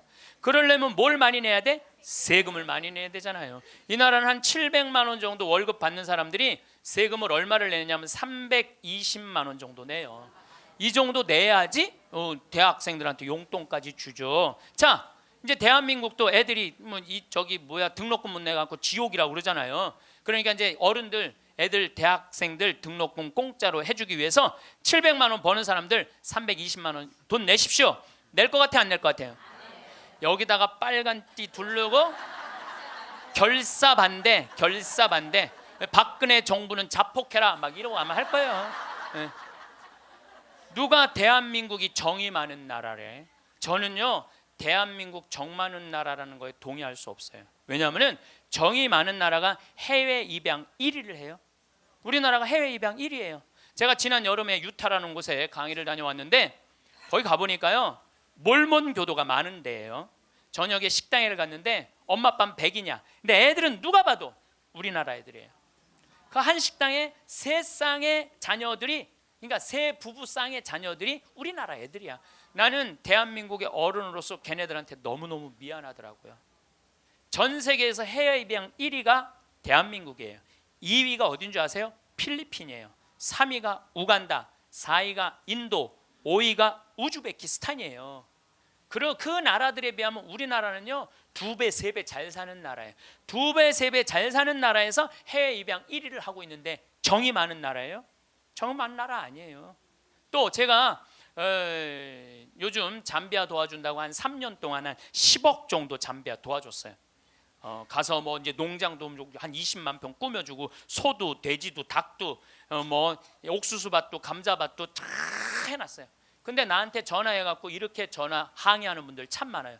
대한민국에도 굶어 죽는 사람 많은데 뭐하러 아프리카까지 가서 도와주느냐고, 정신 있는 거냐 없는 거냐 나한테 이렇게 전화하는 분들 참 많아요. 여러분들 우리나라가요 6.25 전쟁 끝나고 난 다음에요 미국에서요 밀가루 받아서 먹고 살았어요. 밀가루. 그래서 우리 천주교하고 밀가루하고 인연이 많아요. 정부를 못 믿으니까 밀가루를 어디다 줬어? 성당에 다 갖다 줬어요. 그래서 성당에서 나눠줬어요. 그래서 옛날에는 밀가루 받아 먹으려고 세례 받는다 그래서 밀가루 신자라는 말까지 나왔어요. 그렇게 우리가 그 배고픈 시기를 미국에서 원조 받아갖고 버텨냈어. 그럼 세계에서 9번째로 1조 달러가 넘는 나라가 9나라인데 우리나라가 9번째 1조 980억 달러예요. 그렇게 잘 사는 나라가 아프리카의 나라 도와주는 건 당연한 거예요. 받았으면 줘야지. 받고 우린 꿀떡하고 끝나고 있어요. 근데 그게 OECD 국가 중에 가난한 나라 안 도와주기로 우리나라가 1등이에요. 뭐가 정이 많은 나라예요. 말로만 정 많으면 다예요. 정이 많은 나라가 아니에요. 내가 지지난주에 동창 모임에 사회복지시설 운영하는 신부님을 만났어요. 기가 막힌 얘기를 들었어요. 어떤 얘기를 들었느냐면 서울의 한 시내 한복판에 지적 장애자들 작업장을 학교에 중학교에 만들려는데 주민이 반대하는 거예요. 그랬대요. 우리 동네 쓰레기 처리장은 들어와도 지적 장애자 작업장은 못 들어온다. 참. 아니 걔네들 얼마나 이 삶에 목말라 하는 애들인데 걔네들을 우리 동네에서 받아들였고 우리 동네에서 보호를 해줘야지. 심지어 어떤 주민은 이렇게 말했다고 그래요. 우리 동네 핵시설은 들어와도 지적장애자 시설은 못 들어온다. 이게 우리가요 철저하게 이기적인 거야. 님비라고 그래. 님비. 요즘 우리 평창에는 동계올림픽 때문에 도로가 뻥뻥 나요. 근데 우리 생태마을 바로 옆에 도로가 나요. 근데 거기를 터널을 뚫어요. 강의 중에 다이나믹 터질 때 막 건물이 울려요. 그래서 사람들이 와서 나한테 그래요. 신부님 저렇게 바로 터널을 뚫는데 반대 안 하시느냐고. 내가 이렇게 말해요. 저거 반대하려면 5년 정도 걸려. 매일 도로에 들어놓아야 돼. 나는 내 인생 매일 도로에 들어놓기 내 인생이 너무 아까워. 그리고 일하는 우리 옆으로 지나가는 거 일하는 마을로 지나가는 거예요. 그럼 내가 반대한다고 칩시다. 그러면 이하는 누구한테로 지나가는 거야? 마을로 지나가는 거예요. 그럼 우리 내 옆길은 안 되고 옆에 마을은 괜찮고. 이게 이기적인 거예요. 이기적인 거. 누가 우리 부로 정이 많은 나라라고 그래요. 1970년대 우리 이 구로공단에서 동대문에서 노동자들이 이제 돈 많이 벌으니까 우리 좀 나눠주라. 그러니까 정부에서 어떻게 이 국가가 지금 잘 살아야 된다. 그래갖고 잡아 죽이고 고문하고 그랬어요. 그러면서 나중에 잘 살게 되면 그때서 너희들한테 잘해줘. 나중에 잘해줘요. 나중에 잘해주겠다고. 그래서 대기업 중심으로 정책을 폈어요. 그런데 지금 2015년 대한민국 잘 살아요, 못 살아요? 잘 살아요. 외환보유가 세계 6위예요. 3,600억 달러. 그 다음에 10대 기내 사내 보유금은 5천억 달러, 515조. 근데 지금 나눠요, 안 나눠요? 안 나누잖아요. 우리나라가 지금 1시간 노동 임금이 5,580원이에요. 이거 노동자들이 10,000원으로 해달라고 그랬어요. 근데 올해 6,030원 했어요. 6,030원. 내년에 1시간이 6,030원이에요. 그러면 우리나라하고 비슷한 경제 규모가 비슷한 이탈리아는 얼마예요? 10,000원이에요. 10,000원. 이탈리아, 스페인 10,000원이에요. 우리보다 조금 잘 사는 프랑스는 12,000원, 독일은 13,000원. 미국은 2020년에 모든 노동자들한테 1시간에 17,000원 주기로 국회에서 결의를 했어요. 근데 우리는 이 민중을 무시하는 거예요. 니네들은 무시당해도 돼. 니네들은 돈, 이게 5,580원이면요 한 달 22일 일하면 얼마 버는 줄 알아요? 98만 원 받는 거예요. 98만 원. 그거 갖고 먹고 살라는 거예요. 기업에는 515조나 있으면서 안 내놓는 거예요. 세금으로 안 내놓는 거예요. 그냥 가지고 있는 사람만 더 부자가 되는 거예요. 가지고 얼마 전에 우리 삼성이 아시아 최고의 부자 가문이 됐대요. 저는 그걸 읽으면서 너무너무 창피했어요. 왜 너무너무 창피했느냐면은 우리나라는 경제 규모가 1조 달러야. 일본은 6조 달러, 중국은 14조 달러야. 그럼 최고의 부자는 일본이나 중국에서 나와야지 우리나라에서 나와요. 이 얘기는 뭐냐면 삼성이 회사 운영을 잘하기도 했지만 중소기업 하청업체들한테 1,000원 주고 500원 주고 그 나머지 500원 갖고 세계 아시아 1위 된 거예요. 다 같이 잘 살아야지 잘 사는 거지 한 기업만 잘 산다고 잘 사는 게 아니에요. 그리스가 왜 망했어요? 그리스가 한두 부자 자기네들 세금 다 뒤로 돌리는 바람에 나라가 망한 거예요. 나중에 나누긴 뭘 나중에 나눠. 노동자들이 잘 살아야지 국가가 잘 사는 거예요. 호주만 해도 광부들이 연봉이 얼마냐면 1억 2천이에요. 광부들이. 내가 지금 호주에 나오고 같이 봉사활동 다니는 치과의사, 우리 요한 바오로 치과의사가 있는데 어저께 나한테 한 얘기예요. 신부님, 호주에는 배관공, 전기공, 목수가 저보다 돈 더 많이 벌어요. 아주 능력 있는 치과의사인데 돈 더 많이 번다는 거예요. 그러니까 노동자가 잘 사는 나라가 행복한 나라예요. 예. 나중에 나눠주긴 언제 나눠줘. 나중에는 다 굶어 죽고 난 다음에 나눠줘요. 나누려면 언제 나눠야 돼? 지금 나눠야 돼. 지금. 내가 성당 질 때도 부자들한테 신축 헌금 좀 하시죠. 그럼 신부님 나중에 땅 팔리면 할게요. 나중에 땅 팔리면 할게요. 이런 분들은요 절대 안 해요. 착한 일도 많은 사람들, 신부님 내가 나중에 돈 벌면 할게요. 이런 사람들은 착한 일 안 하겠다는 사람들이에요. 지금 하지 않으면 나중에는 못 하는 거예요. 나중에는 지금 해야 돼. 하려면 지금 해야 돼요. 오늘도 황창현 신부님의 행복 특강 잘 들으셨나요? 이어서 나이 들수록 들으면 도움이 되는 지혜의 말씀을 들려드리겠습니다.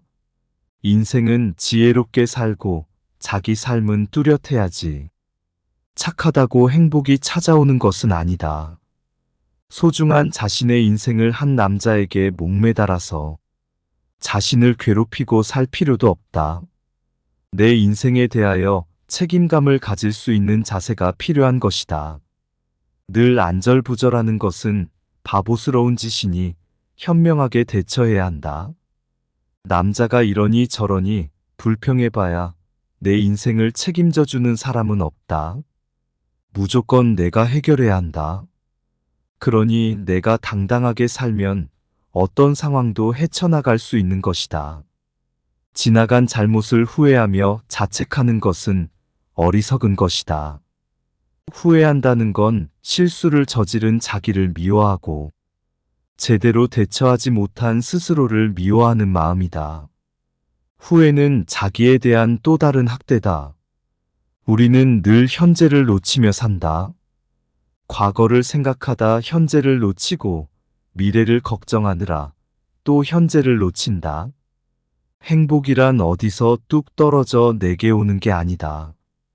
지금 이 시간에 집중해서 최선을 다할 때 그 하루하루가 쌓여 행복한 미래가 되는 것이다. 절제라는 것은 억누른다는 뜻이 아니다.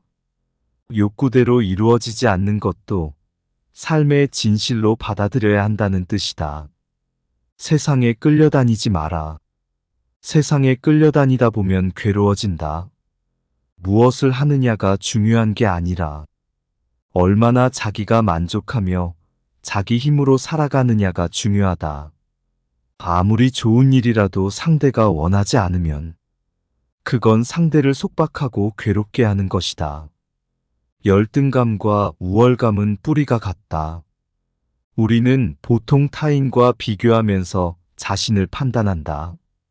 다른 사람보다 조건이 좋으면 우월감을 느끼고 다른 사람보다 조건이 나쁘면 열등감을 느낀다. 어떤 절대적인 기준이 있는 것이 아니라 누구와 비교하느냐 하는 데서 일어나는 내 마음의 문제이다. 행복으로 가는 길은 우리 마음이 바뀌지 않는 데 있는 게 아니라 마음이 바뀌는 줄 알고 그 변화에 구애받지 않는 데 있다. 좋아도 너무 들뜨지 않고 싫어도 너무 가라앉지 않아야 평온한 삶이 된다. 인간관계에서 갈등이 생길 때 문제 해결 방법은 서로 다름을 인정하고 이해를 하는 것이다. 이기심을 버려야 세상에 평화가 오는 것이 아니다. 내가 이기적이듯이 상대도 이기적일 수 있다는 것을 이해하면 갈등이 크게 줄어든다. 집착이 큰 것은 의지심 때문이다. 의지한다는 것은 좋게 말하면 상대를 신뢰하는 것이고 나쁘게 말하면 노예근성이 있는 것이다. 상대의 일거수일투족에 나의 희로애락이 좌우된다. 누군가에게 의지한다는 것은 상대의 태도에 따라 내 삶이 흔들리게 된다는 뜻이다. 의지하고 기대다 보면 내 생각 내 주체성은 사라지고 늘 주변 사람들에게 매여서 괴로울 수밖에 없다. 사랑이라는 이름으로 서로 구속하고 의존하는 마음에서 벗어나 내 인생의 주인은 바로 나라는 마음으로 살아야 한다. 진정한 성공은 매 순간이 값지고 소중하다는 것을 아는 데서 시작된다. 이런 관점을 갖고 인생을 산다면 어제도 성공하고 오늘도 성공하고 내일도 성공하는 삶을 살 수 있다. 남의 불행 위에 내 행복을 쌓지 마라. 내가 힘들게 일하지 않고 편히 살 수 있는 것은 나보다 힘들게 일하면서도 어렵게 살아가는 사람들이 있기 때문이다. 인생을 살아가는데 타인의 기준에 따르는 게 아니라 자신의 가치관이 분명하게 서야 한다. 어떤 이유에서든 괴로울 수밖에 없다고 하는 것은 인생을 낭비하는 것이다. 누가 뭐라 해도 자기 인생을 행복하게 사는 게 먼저다. 우리가 행복하고 불행한 것은 모두 자기 책임이다. 내가 행복해지는 것이 삶의 경쟁력이다. 어떤 삶을 살고 있더라도 당신은 행복해질 권리가 있다. 어떤 순간이라도 우리는 행복을 선택할 수 있다. 행복도 내가 만드는 것이네. 불행도 내가 만드는 것이네. 진실로 그 행복과 불행 다른 사람이 만드는 것 아니네. 원하는 것이 다 이루어져야 행복한 것은 아니다. 원하는 것이 다 이루어진다는 말은 환상이고 욕망일 뿐이다. 원하는 것이 이루어지지 않는다고 원하는 것에 매달려 울고 불고 하면서 불행하게 살 것인가? 아니면 그런 가운데서도 행복하게 살 것인가? 이것은 선택의 문제다. 남의 인생에 신경 쓰지 말고 내 인생이나 잘 살아라. 나도 저 사람처럼 되고 싶다는 게 좋은 것 같지만 그러면 비교하는 마음에서 벗어나기 힘들고 따라갈 힘이 붙이다 보면 능력이 부족하다는 생각과 함께 자괴감이 생긴다. 남을 기준으로 삼지 말고 내가 하고 싶은 것, 내가 해야 할 것을 기준으로 출발하라. 사람은 자기 발로 서고 자기 눈으로 세상을 보며 스스로 책임지고 문제를 해결해 나갈 때 제대로 성장한다.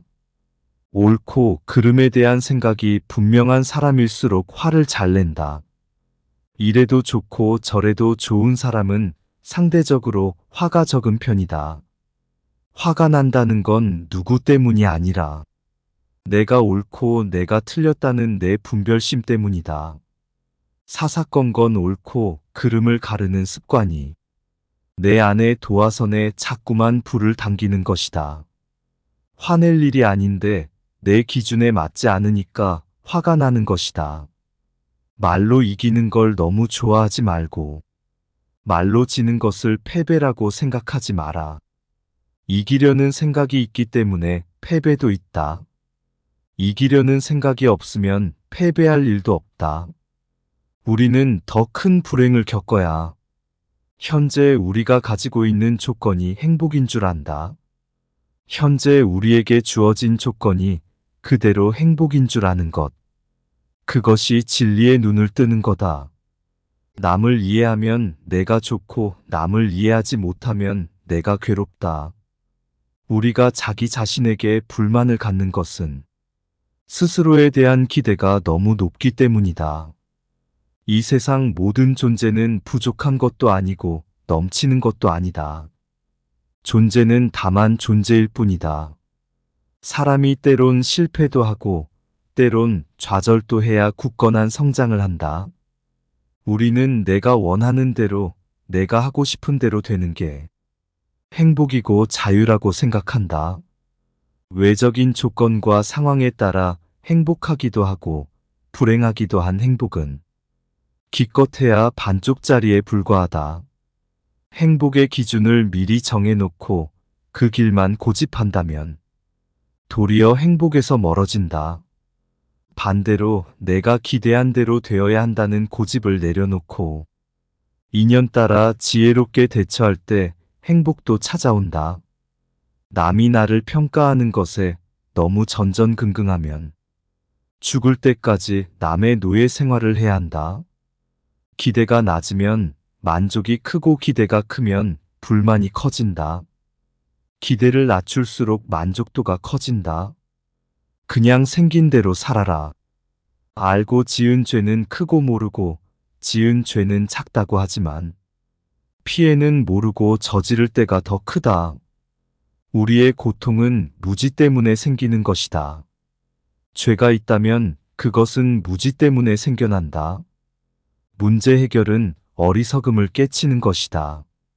내가 원하는 것을 다 이룰 수 없고 남이 원하는 것을 내가 다 해줄 수도 없다. 내가 원하는 것을 다 이루려고 하는 것이 욕심이듯이 남이 원하는 것을 내가 다 해주려고 하는 것도 욕심이다. 욕심을 버리기 어려우면 움켜쥐고 괴로워하면 된다. 괴로운 것이 심하면 내려놓게 된다. 행복은 어려운 것이 아니다. 사물을 긍정적으로 보면 행복해진다.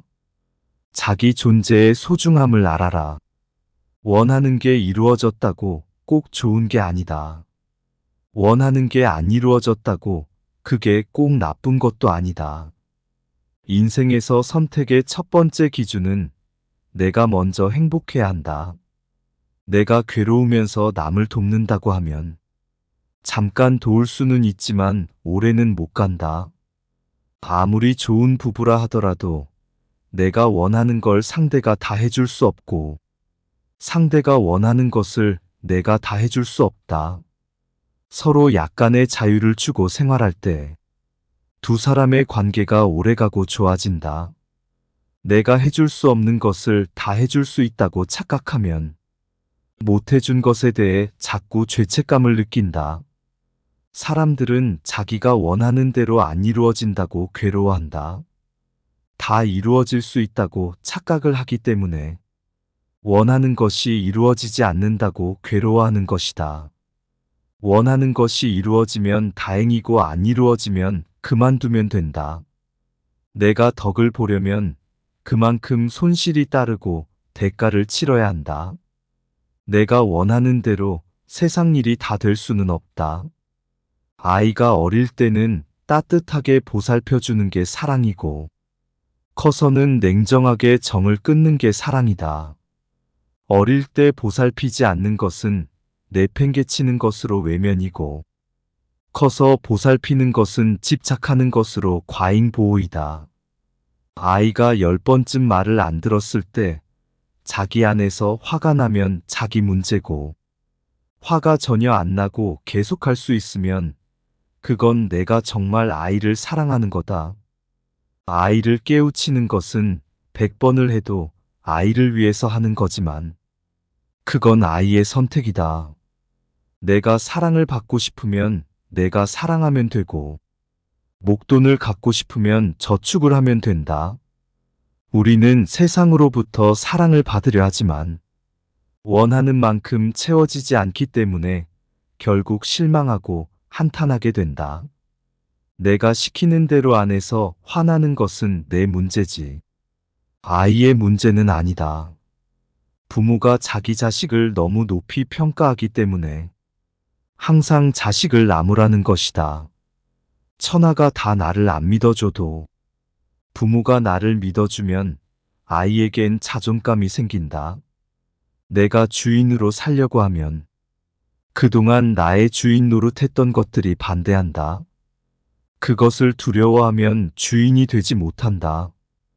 우리가 행복하지 못한 이유는 항상 과거를 핑계대기 때문이다.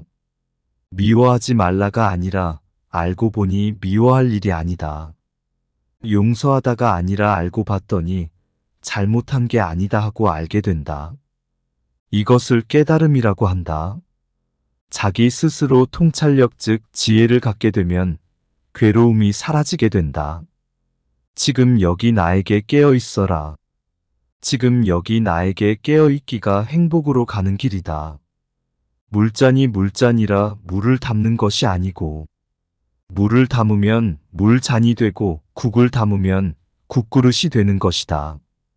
화를 알아차린다는 것은 화가 일어날 조짐을 알아차리는 것이다. 화가 날 때 몸에 약간 열이 난다거나 호흡이 가빠지는 것을 감지할 수 있어야 한다. 알아차리고 알아차리고 알아차리면 점점 알아차림의 순간이 빨라진다.